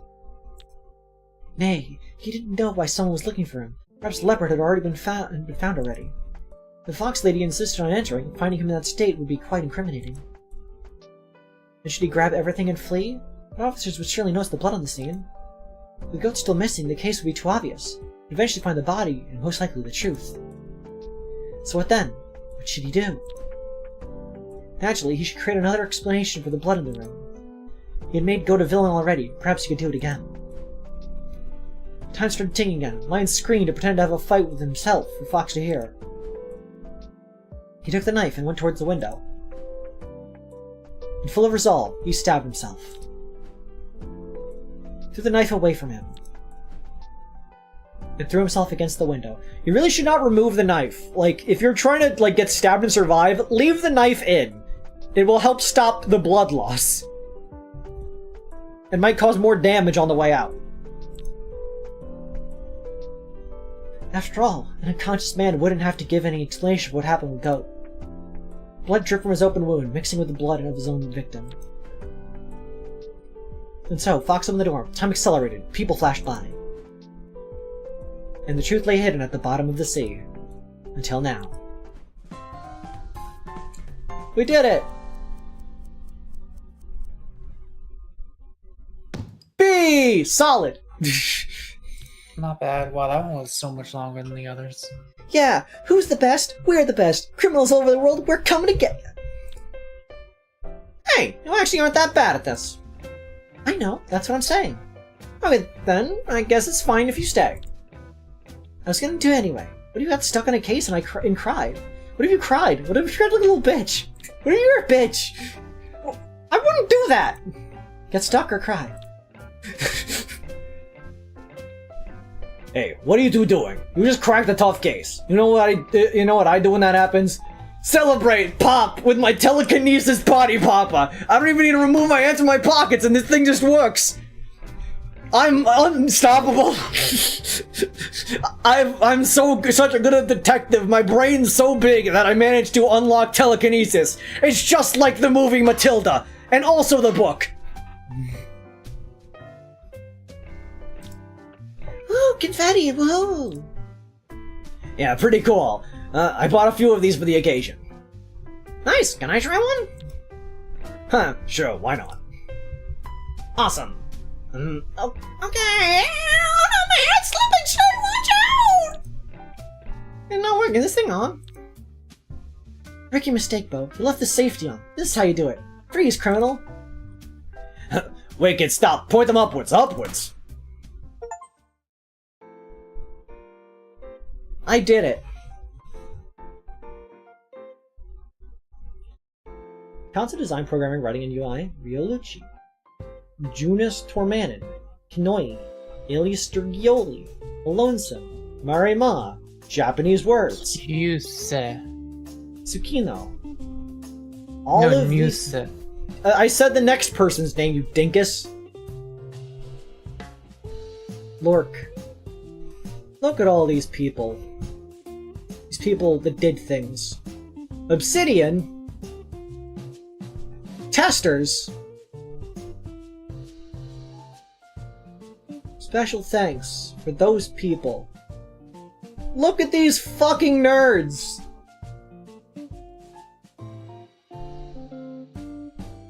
Hi, I'm Maria. I hope you enjoyed playing Little Locked Rooms.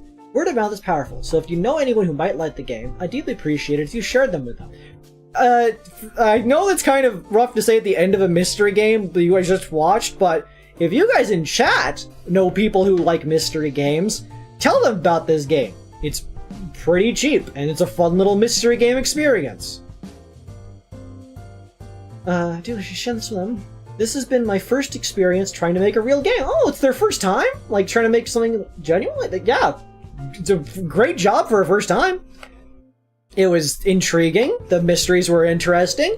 Like, I like the gimmick of, like, it's two kids trying to figure something out with their dad trying to help. I like that kind of, like, take on the mystery genre. It's a fun way of making, like, little... And, like, the fact that they're dioramas also really helps save on assets. I'm gonna, just say that, like, the fact that, like, the room around just needs to be made once, but then the assets are just, like, very simple models and whatnot, that probably saves a lot of time in the modeling department. Just gonna say. The artwork is, of course, nice, and the talking is nice. If you made a sequel to this one, it'd be very interested in playing it. Let's see. I'm glad I managed to see it through to the end.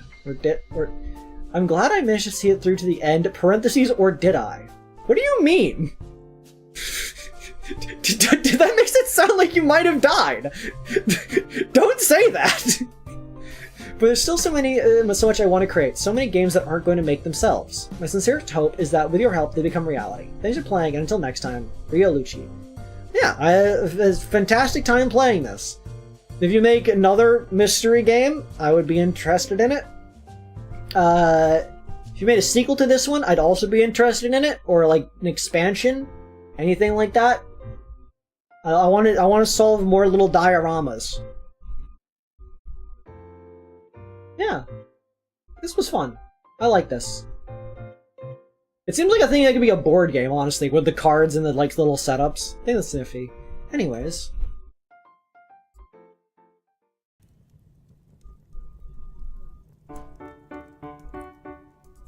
We did it.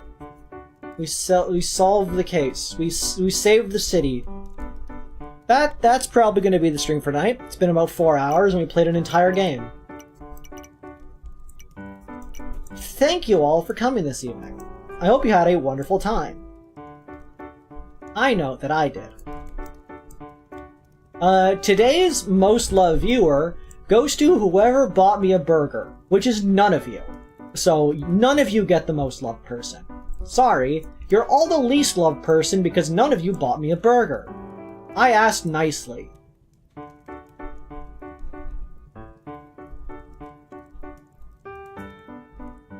Good night. Okay, well, I guess I will see you all on the next stream. Thank you. Remember to dislike, block, and report this video. And I will talk to you next time. Good night!